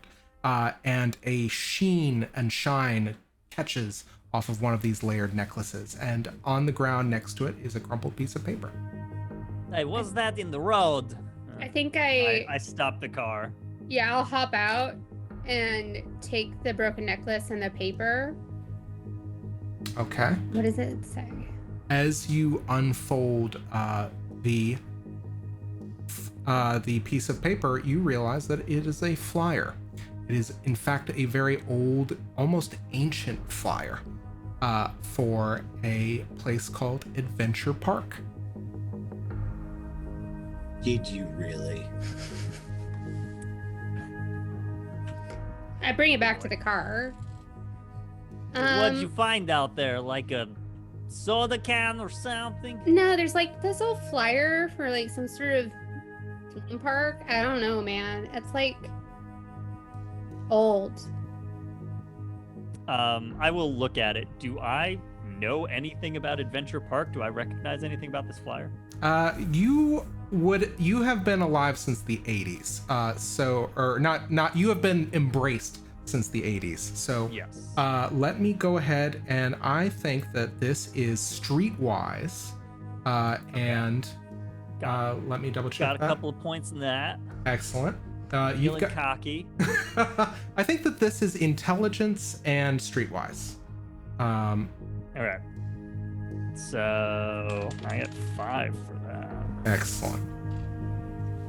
Let's see how we do here. Actually, move this so that doesn't get caught. Ooh. Okay. 2 10s. Okay, 2 10s, so 4 successes. On 4 successes, you do recall something about this park. You remember that there were a bunch of really crazy accidents that happened at this park, like when you were a fledgling vampire, and kind of like also coming up in New York. Pardon me, it's Action Park.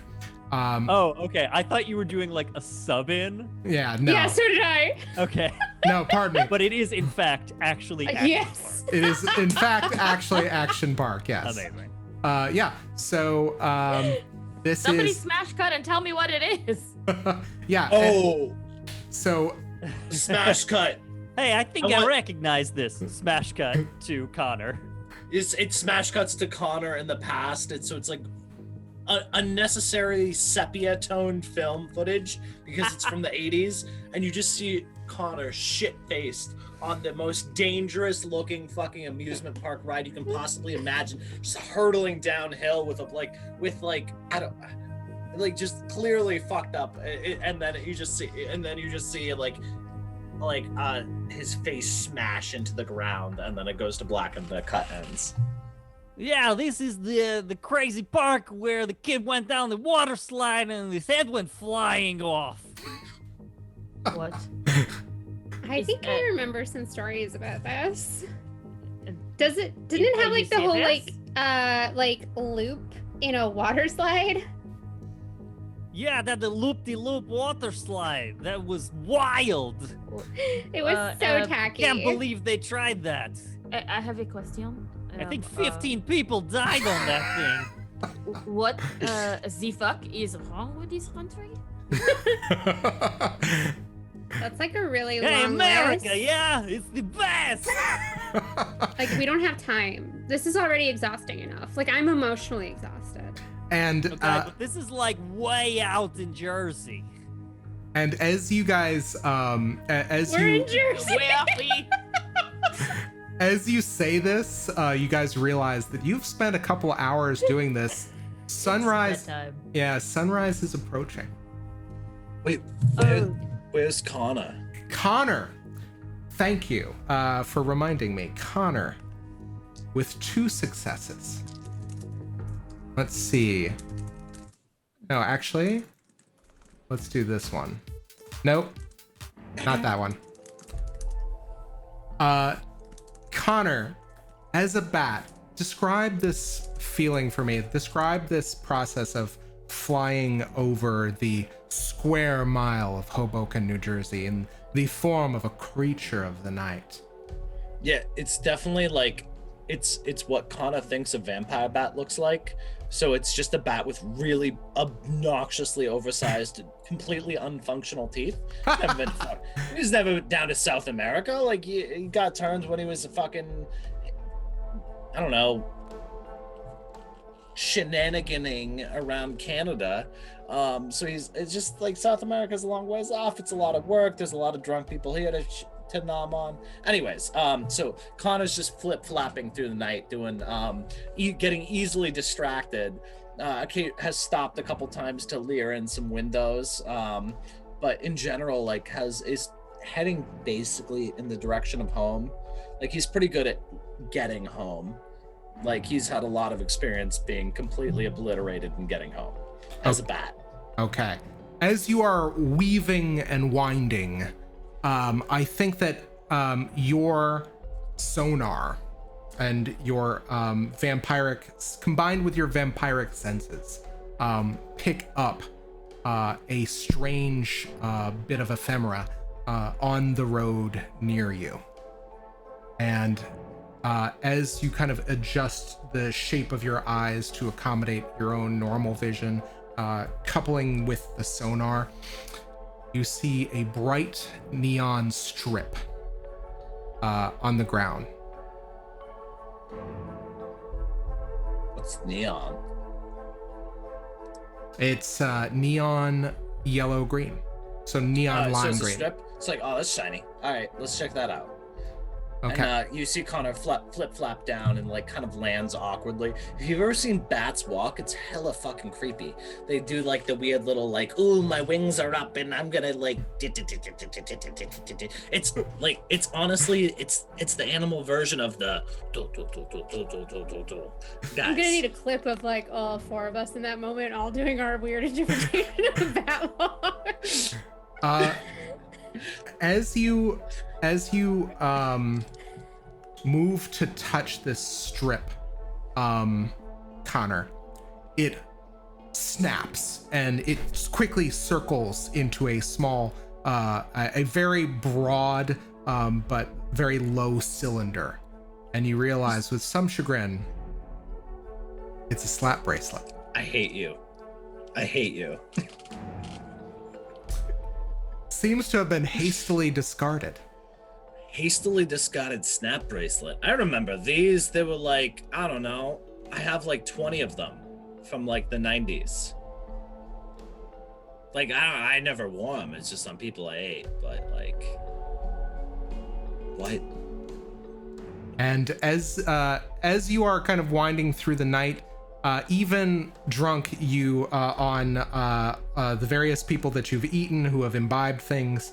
I mean, I imagine that werewolf was a little bit ripped. Oh yeah. So like, it's just like Connor's probably got some weird fucked up cocktail of vodka, steroids, and like, I don't know, fucking no leg day. Yeah, exactly. And yeah, as you're kind of wibbling and wobbling a little bit in your bat form, you realize that the sunrise is coming. You can kind of feel like you just kind of know that it's been long enough in the night and it seems so peaceful. Oh shit, something's wrong. This isn't how it usually goes. So you probably should get home. All right. Yeah, Connor will flip-flap his way home. Okay. So, I will tell you this. As all of you kind of pile in to the flat, I think that as you are all making your way to your respective rooms, I think Tash and you and the crew arrive at your kind of side adjoining house. I think that Amberlee and Vlad, you arrive next, and Connor, you just kind of wind your way back. All of you kind of getting home in time before the sun comes up. That said, I think, Tosh, would you have gone into the house at all, is my question. I think on instinct, she would have gone into the side area first, and then then looked around, because she can now suddenly sense the sun coming up, and she's like, oh, I cannot stay here, and she's going to look real sad about it, but like pack a little bag and head to the main house, because that one's all boarded up at least. Okay. For the other 3, yeah. So as you walk into the house, you hear the rattling of chains and the scraping of writing onto the wall of the house that says, "Vampires, get out!" And then there's a dash. And then slowly but surely, in smaller type, scraped into the wall is, "Oh my God, Tosh, what happened?" And you realize that this is the ghost that haunts the house.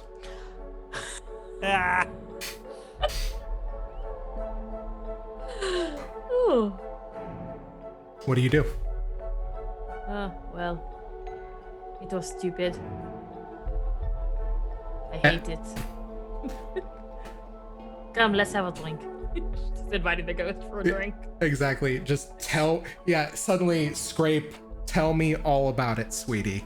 And you hear the burner pilot lights of the stove fire up, and you see a tea kettle levitate along with a bottle of liquor coming out of one of the cabinets. And we are going to cut there, assuming that all of you get into your respective abodes and begin the next day.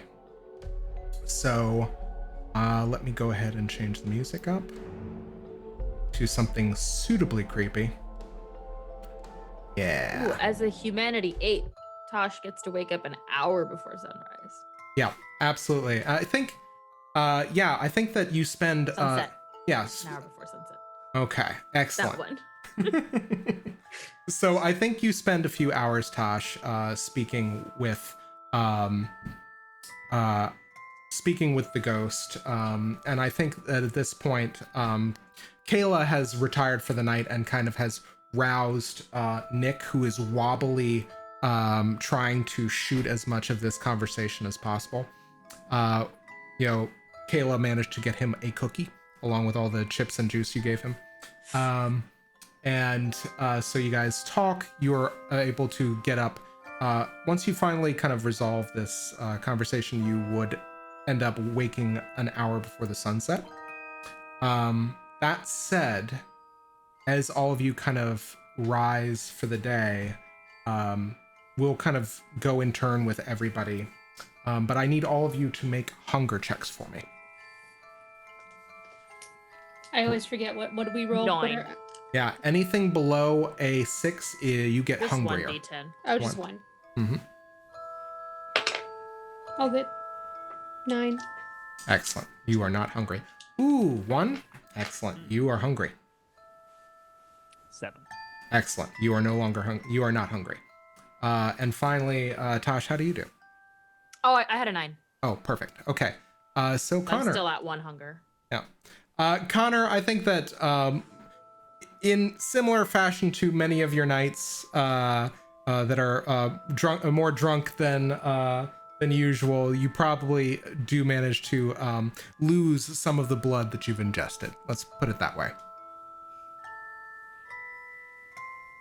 I mean, I guess. Werewolf blood put it is out there like totally. that. It's werewolf blood. How many times have I said this? It's total junk food.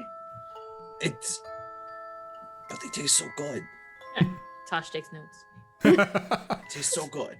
Um, I mean, I realize I realize that it's not like ideal for you, and that technically it's actively bad for you. So But- it sounds like it is empty calories? Nothing good comes of it? It's like eating a whole bag of chips. But not It's being like- full after. Does anyone ever fall after you a whole bag of chips? Touché. Okay. So, yeah, you guys are having these conversations, and I think, Tosh, to some chagrin, you realize that sometimes Kayla is turning the camera to you. So, Nick, Kayla, please have a seat. I think we all need to have this conversation together. When we originally started this show, the 3 of you were our subjects. But that show is now in a pile of ashes for reasons unknown, though I have my suspicions. And she just stares at all 3 of them in turn. Well, And as Vlad has said time and time again, the original rules were that you were not supposed to speak to me, as I was only to be seen from and not heard as part of the crew. Yeah, the conductor. You got that bit.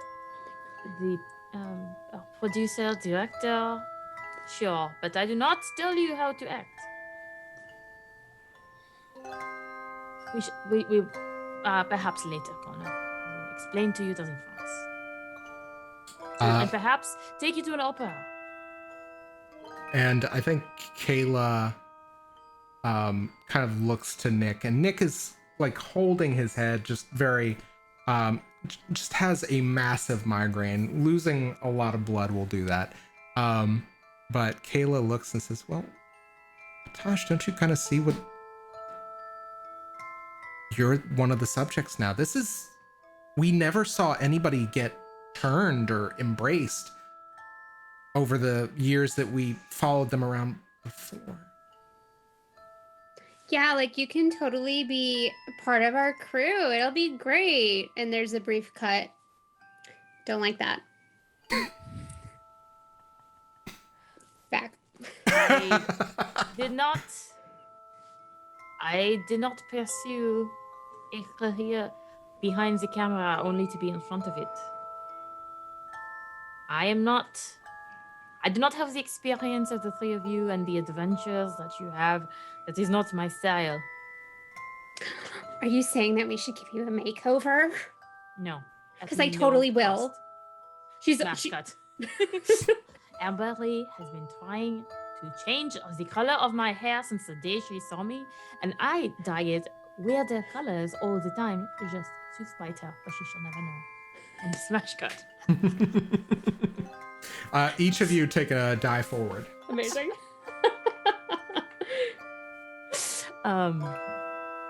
But if perhaps I could be a bit like, God forbid, Ben Affleck, or of course any of the other greats that Tash would know that I don't, and direct and be a part of it.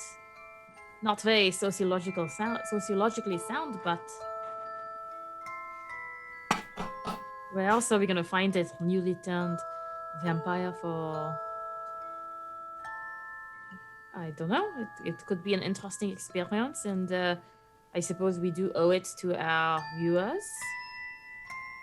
And maybe if we tell them, we can get picked up by one of the internet providers, get funding.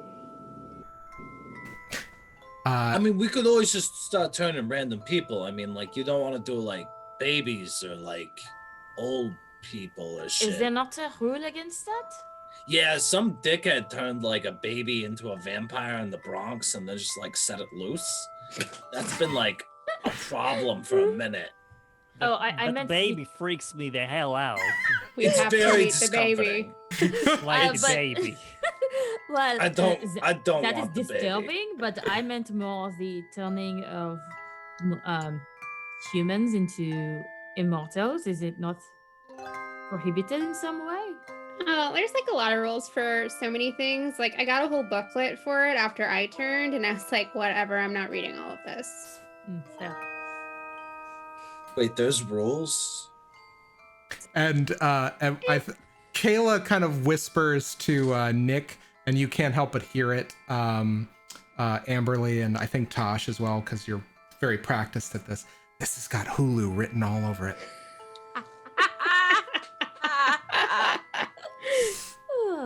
And Tash will just say, if we're lucky. And yeah, so I was gonna say, Vlad, you've been kind of sitting a little quiet. What's going through your head? I was actually not aware that Vlad was even in this scene initially.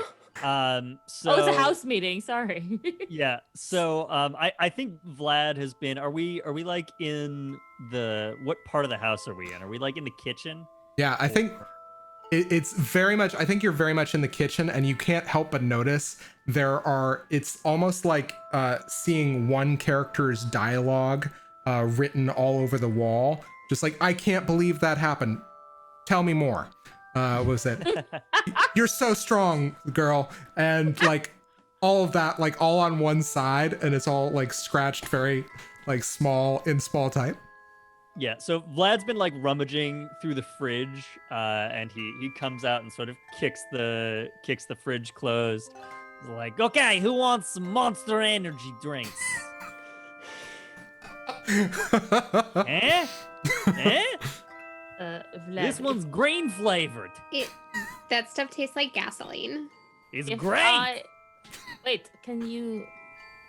Oh, can I drink that now? How? What? How does Oh, it so I can work? totally Only still one way like to find out. eat And people he tosses food? you the can. Oh no. Tash catches it faster than anybody there expects her to, and then just goes, "Oh, perhaps the powers are coming.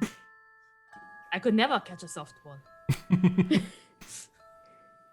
She'll pop one, and she'll take a drink and be like, "Oh, that is disgusting, as it was before. So, I suppose some things did not change." Some vamps can eat mortal food and some can't. Like I can still eat some, It's not as good as it used to be. I think it's slowly wearing off, but like whatever. And I can eat all of it without having to worry about calories. It's great. We Yeah, I slam these babies all the time. we smash cut to a German woodcut of a sequence of them of vampires appear to be having chronic projectile vomiting of blood, and then smash cut back to the house meeting. You have to spit it out later. Oh, well, that's not so different from humans, I suppose. It's kind of like just pretend you're a mama bird. That's what I do. It is at this point. So two things I need to know, actually. You know what? No. The very first thing. Amberlee, you get a notification on your phone. Oh my god. Except it's customed. It has a custom ring to it that you have set for people that you do not like. What is the one that you set for Damien? Damien? Gross. Let me think. I think it actually is like the sad trombone noise.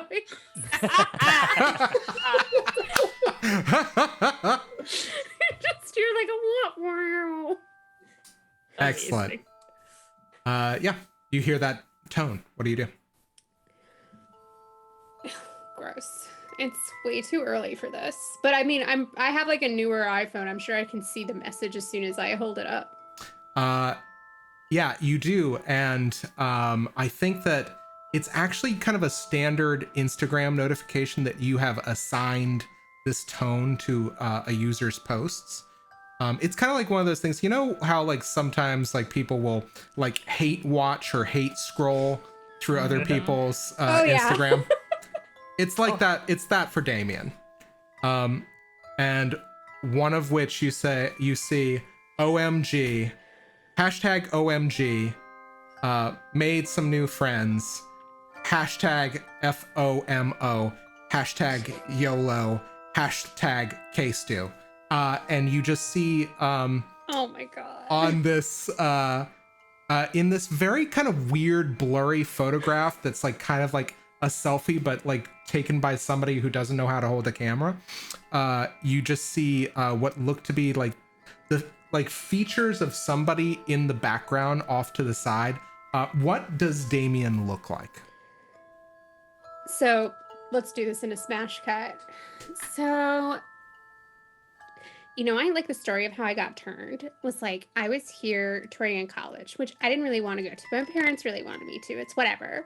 And I was at a party and there was this guy or whatever who was like constantly hitting on me, really wanted my number, kept buying me drinks, which was like great because I wasn't necessarily like 21, but it's fine. Like he was like tall. He had like really sharp cheekbones, super bright blue eyes, like nice dark hair, but like whatever. He kept saying like, oh, you should be like my dark princess, whatever. And so like one thing led to another, and I had like one too many like Long Island iced teas or something, and then like I ended up back at like his apartment. And like we hooked up. It was fine because like I was gonna go like back to LA, bye, see ya. But then he just like wouldn't stop blowing up my phone. It's total stage 5 clinger. It's like constantly talking about like, ooh, marry me and we'll be an eternal couple. You're so beautiful, whatever. He's like, it's total stage 5 clinger. And I can't have that. Like, and then once I actually got a good look at him, I was like, ew. Yeah. But it's not you. He's like, it's like he's I feel like Zach, you're tormenting me with like the Kristen Stewart thing because I was totally making fun of her. Yeah, totally. So here's the thing is you see in the Instagram post, he still has this terrible sense of photographic composition, and he's making a duck face at the camera. And he's wearing kind of like standard 90s emo like 90s early aughts emo outfit, like swept black dyed hair.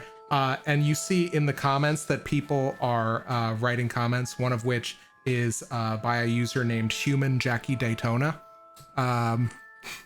which says, OMG, this seems like a really fun human time. And the next comment is you just see Jim the Vamp say, I agree, this is also a very fun time. And then finally, the third comment, Colin Robinson says, your hair looks stupid.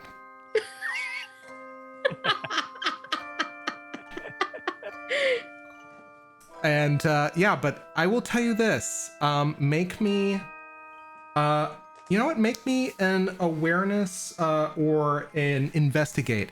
Tell me kind of like, what kind of skills are you going to, would you like to kind of like investigate this and kind of like see if you can like observe it?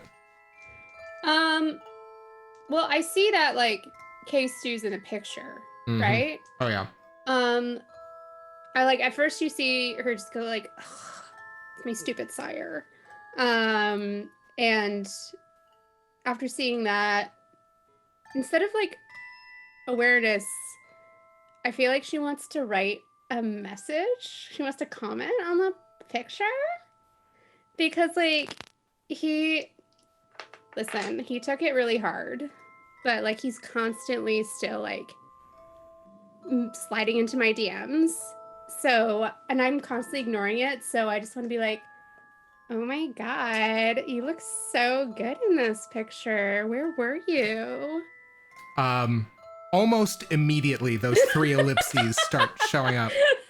Or, we're just, what was that? Out someplace cool. Where at? Maybe I want to go. And you just see, there is a note, that says, well, come hang out and I'll take you tomorrow night. Or tonight. So, okay, so my stupid sire has found Kristen, and like I show the blurry picture. Oh, that's good. It sucks, because now we have to like go hang out with him. Yeah, he's like the coolest guy I know. He's so it's fine. Total 1 out of 10. He's got those cheekbones. That's how you know. And she texts back like, yeah, like we can meet you now. And at which point, cool, I will send you the address. It's pretty far off though. Okay, and she puts like XXOO. Okay. And I will tell you this, that the photo that you see, the exposure, the kind of like terrain that Damien seems to be standing on is very clearly outdoors. Okay. I think I know where they are, but that's neither here nor there. And yeah, so that's kind of what you get from that text conversation. So once he sends the deets on where he's at, like if he drops a pin, I can totally navigate us. Absolutely. I think All right, so like I have to that's change. Totally sweet. Problem solved. Amberlee races upstairs to like change up her outfit again. Like just because she doesn't like Damien doesn't mean that she. It's complicated. I don't like when other people aren't paying attention to me.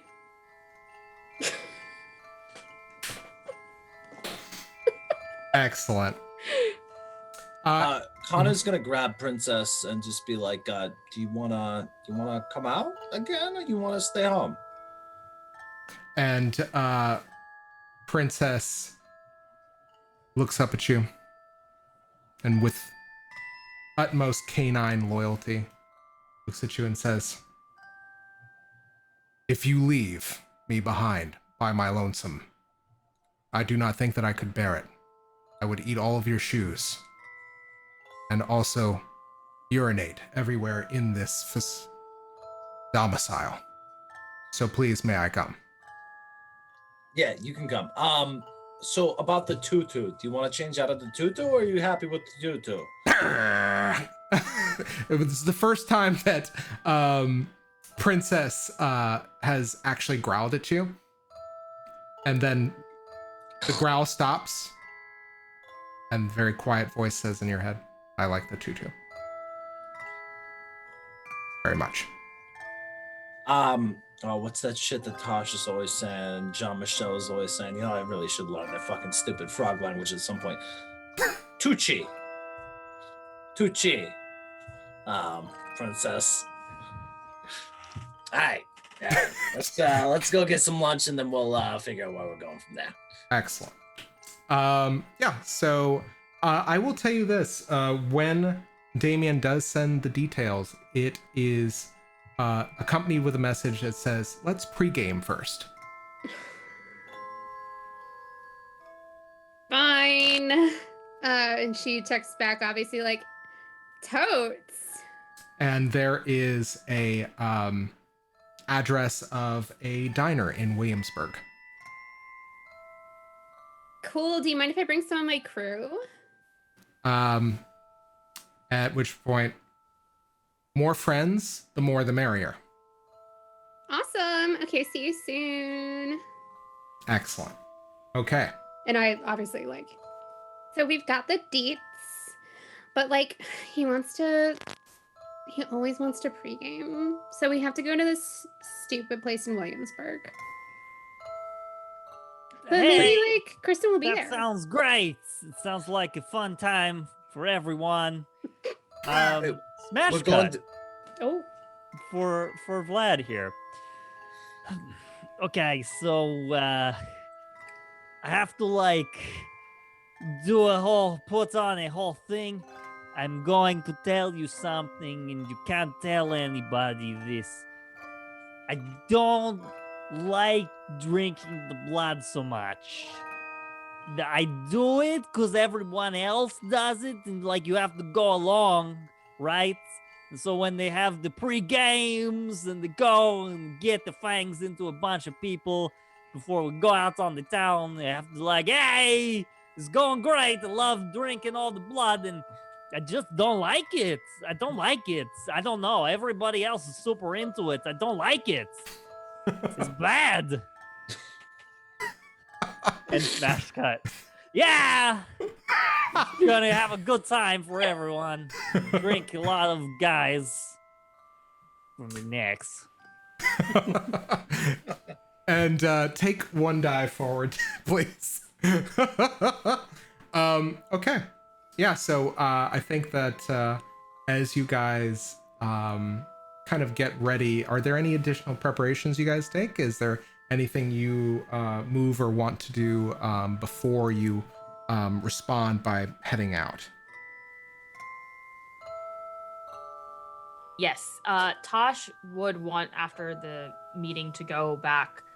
Well, I guess now it's nighttime, so she can go to the production area. And I don't know how this works, but basically she wants to work on forming her herd. Excellent. Yeah, I think that Kayla and Nick are bringing up the cameras and all of the extra lighting equipment and the boom mic and Foley stuff. And I think both of them kind of like look up to you and just like say, hey, Tash, how are you acclimating? I think it's Nick at this point, because he's got these nice big bruises in the side of his neck where you punctured it. So what do you say? I don't know how long it will be before it stops being very strange, but she's gonna go up to Nick and like gently like look at him and gently like try to take his hand if he'll let her and see. Yeah, Make me. Okay, so she's very pretty. yeah, I will say this. I think that this qualifies for seduction, because you are trying to. I think that you are basically trying to allay and assure Nick that you're not going to eat them. So it is kind of like this seduction that's happening. Unless you would like to argue differently. Well, I don't see seduction on here. Oh, sorry, I was thinking of Bloodlines, the game. So I think persuasion then. That's fine. Yeah. Persuasion and Manipulation. okay.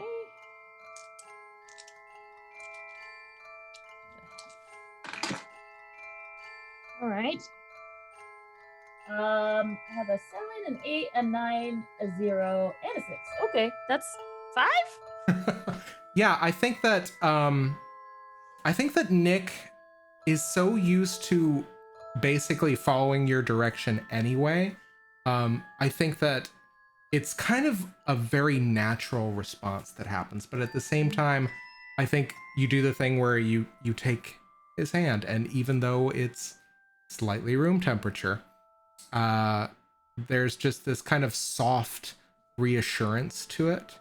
And I think your eyes, you can't see them, but I think that they seem to be deeper for Nick. And Nick nods and says, sure, I can. What can I do? You saved my life yesterday, whether or not you know it. Thank you for staying behind, but more importantly, thank you for giving me what I needed in that moment, though it came at personal cost. And you barely notice it, just kind of out of trained eye, but Kayla's filming the entire thing. And then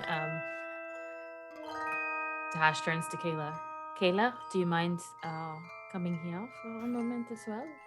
I will say with 5 successes that I think that she was caught up in the moment same way Nick was. It's almost like the fourth wall didn't yeah, exactly. I also did not roll my 2 pretty die. Yeah.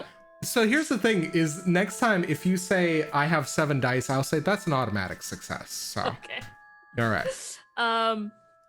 So she's going to if Kayla approaches, she's gonna say, so I have no desire, whether on or off camera, to be a monster.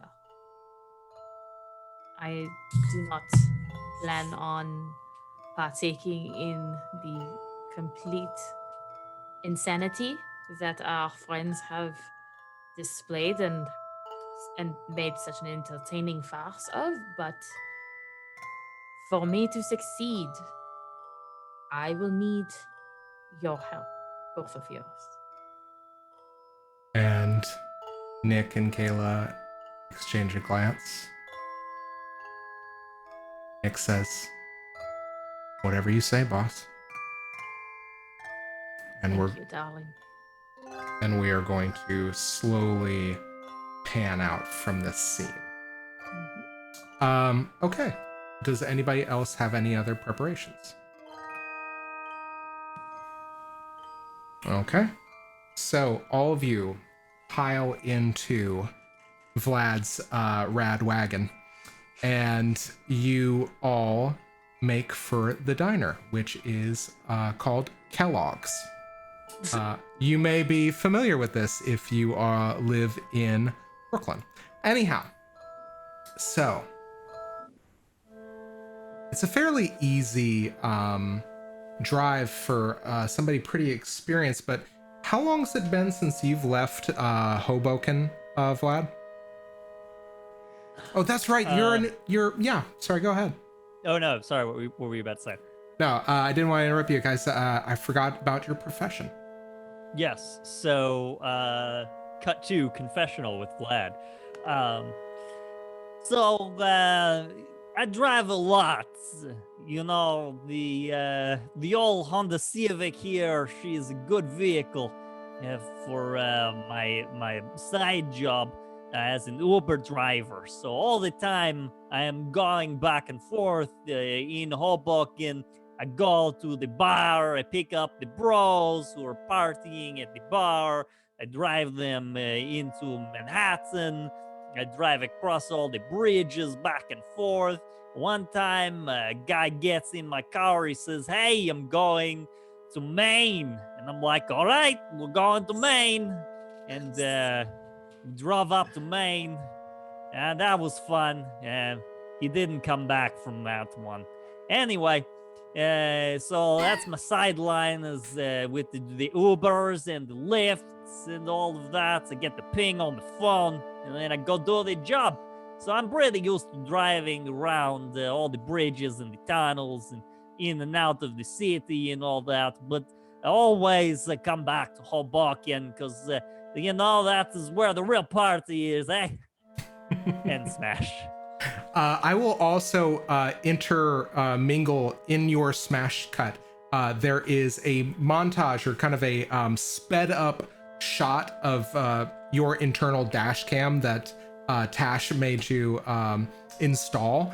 And it is a kind of sped forward example of one of these rides where it looks like the bro is kind of like eyeing you up and down and then looking at you with a lot of disdain and continues to do that, but does it very sped up and fast forwarded. And then the more he seems to do it, the more animatedly you seem to be talking in the shot, and the more the bro starts slumping in the back seat and the chair until Yeah, and then there's definitely like a shot of the GoPro that's like the rear dash cam, right? And you can just sort of see in the side Vlad just sort of like pushing the guy's like unconscious, maybe lifeless body out the passenger seat onto the side of the sidewalk. Absolutely. Yeah, just like a very unceremonious thunk, and then as you drive off. And we smash cut back. So Vlad is very used to driving all around the sort of greater New York area. Excellent. Yeah, so I think you don't even have to roll for getting to Kellogg's. This is a place that tons of hipsters hang out, and a bunch of trust fund kids over the decades before the trust fund kids were replaced by like retired art directors and that sort of thing. And so you get there, and I actually would like everybody to make a wits awareness roll.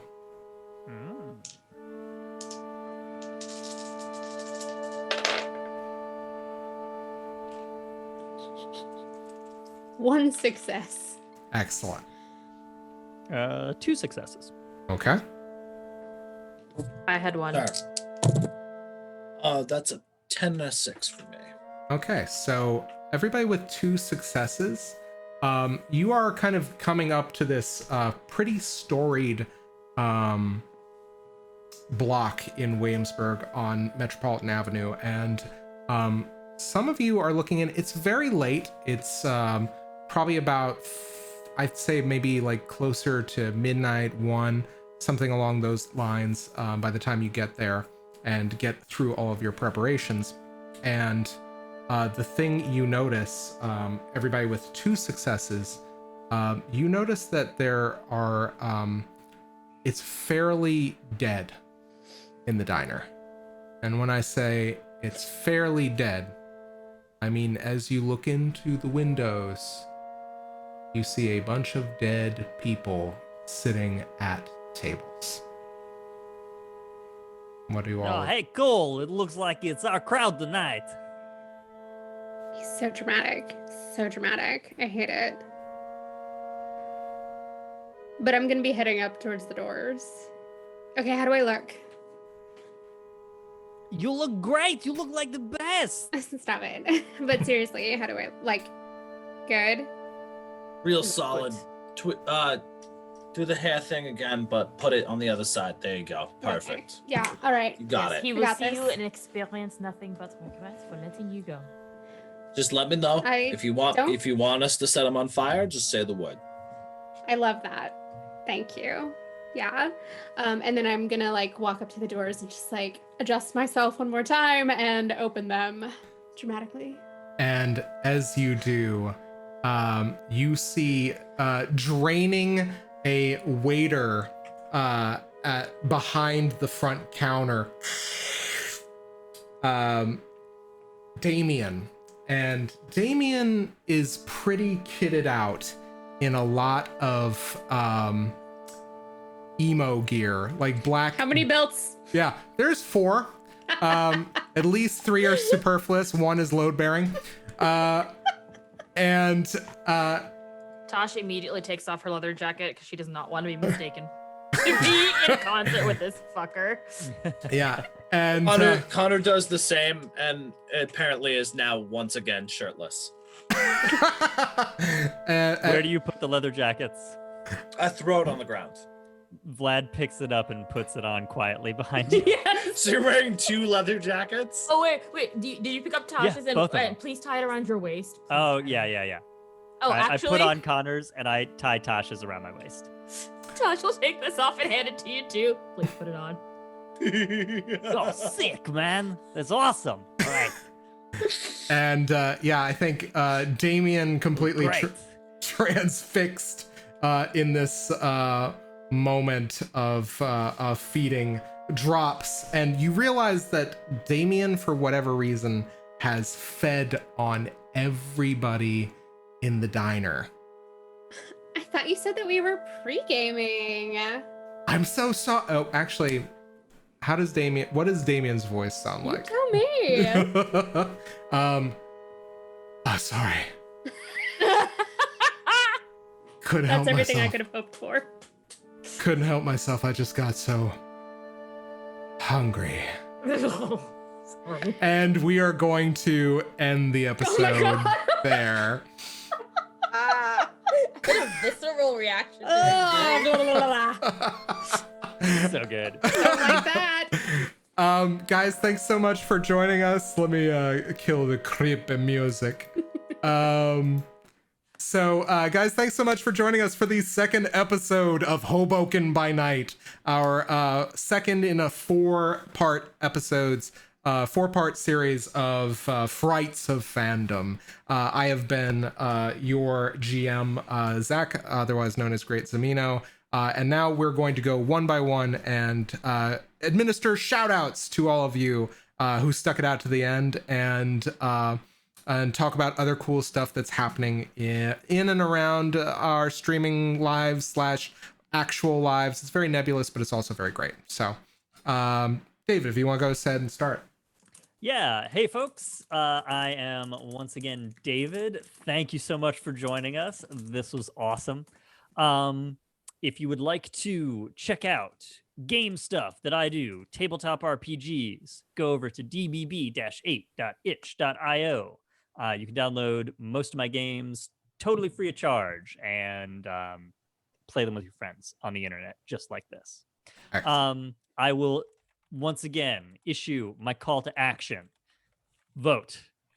Early voting is open in a number of states at this point. If you are in the United States and you are of voting age and you can vote, make sure that you get out there early if you can. If you have an absentee ballot, please make sure that you return that promptly. There are drop boxes in a number of states if you would like to do that, or you can mail it, whatever is most comfortable for you. Again, early voting also an option, but the most important thing is that you get that ballot in whatever way you can. And ideally, that ballot should say Joe Biden and Kamala Harris. And ideally, any down ballot Democratic candidates and any down ballot progressive candidates who are local to your state, your community, who will really help push change and maybe make things a little bit better. So please get out there and vote. It's super, super important. And I won't shut up about it. So there you have it. And nor should you shut up about it. So thank you. Marcy. Hey y'all, it's me, still Marcy, still Experimental Madness. And I'm gonna do my usual shout out where if you want to see the three of us in another stream on every other Sunday, Zach takes us on a wonderful surrealistic romp through the hole in the world. But the next show will be a fun interlude where we are all going to be playing the animal companions of druids, trying to make our way back to our masters. Trust me, the voices that we have come up with for this are not to be missed. It's going to be a very fun little session that we do for all of you guys before we get back to the main story. And yeah, that's all I have this week outside of the usual vote or I'll find you. I feel like now that's becoming my little catchphrase, and it's not a threat, it's just a promise. Love it.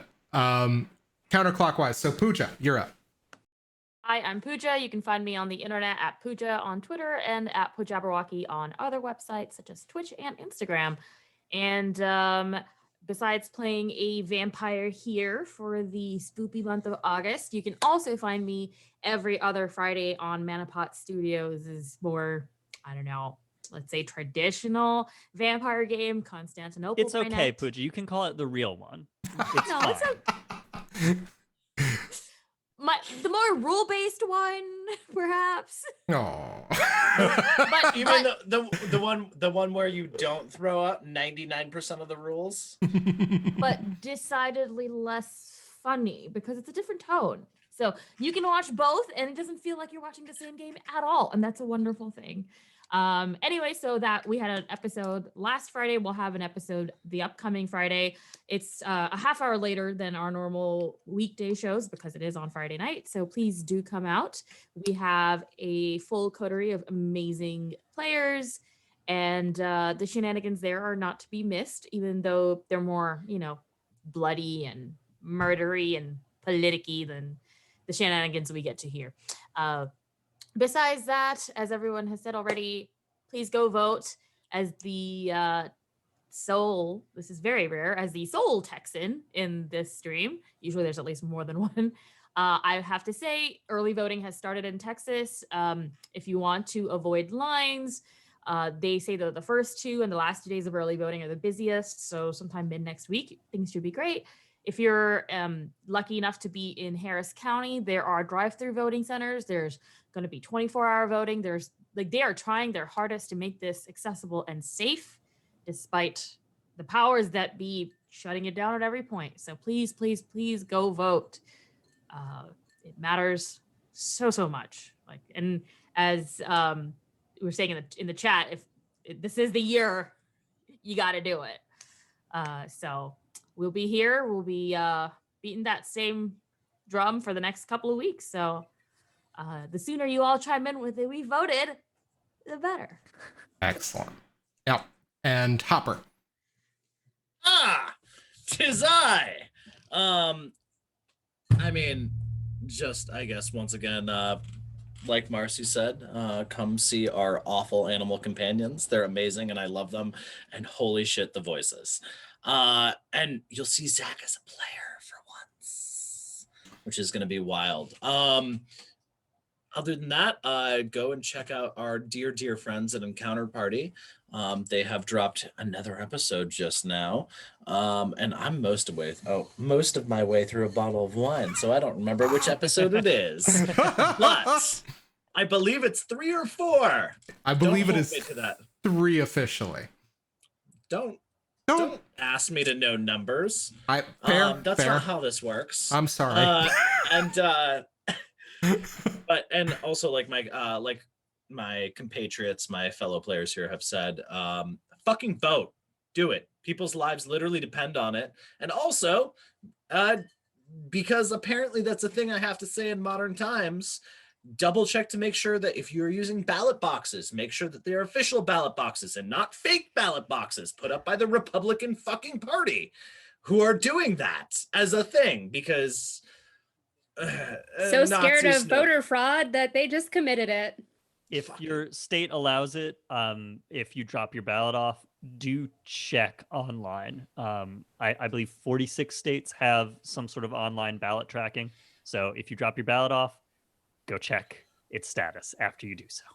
Yep.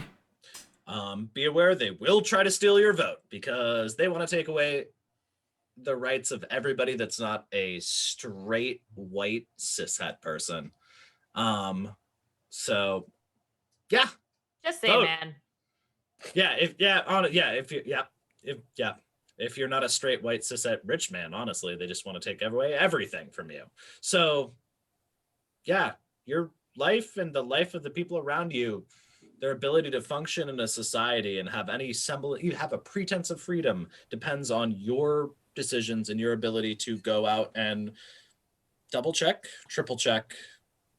This matters a lot. And also, don't fucking vote for the libertarians. It's a meaningless vote. If you want to vote for the libertarians, vote for the fucking Democrats in this election and then push for ranked choice voting across all states. And then once we get out of the two-party system and away from the actual Nazis, then you can vote for the libertarians. Well said. And I will echo all of this by just saying the stakes are incredibly high. This is incredibly important. 220,000 people have died through criminal negligence. And the only way we can defeat this, get past this, get anybody with some sense of responsibility in office is if all of us do our civic duty, if all of us remain vigilant, and if all of us check our registrations, check our ballot boxes, check our polling places, and fight voter intimidation and voter suppression wherever we see it, and to loudly proclaim it at the height of our voices and call out when something is wrong so that we all stand a better chance fighting it together. So all of that said, go vote. Vote for the sane people in the room. Vote for progressives, vote for Democrats, vote for the people who are not trying to make sure that you cannot vote. And we will see you next week with more spooky, scary stuff that is honestly less frightening than reality some days. Significantly less. Amen to that. So, until next week, take care. Love you all.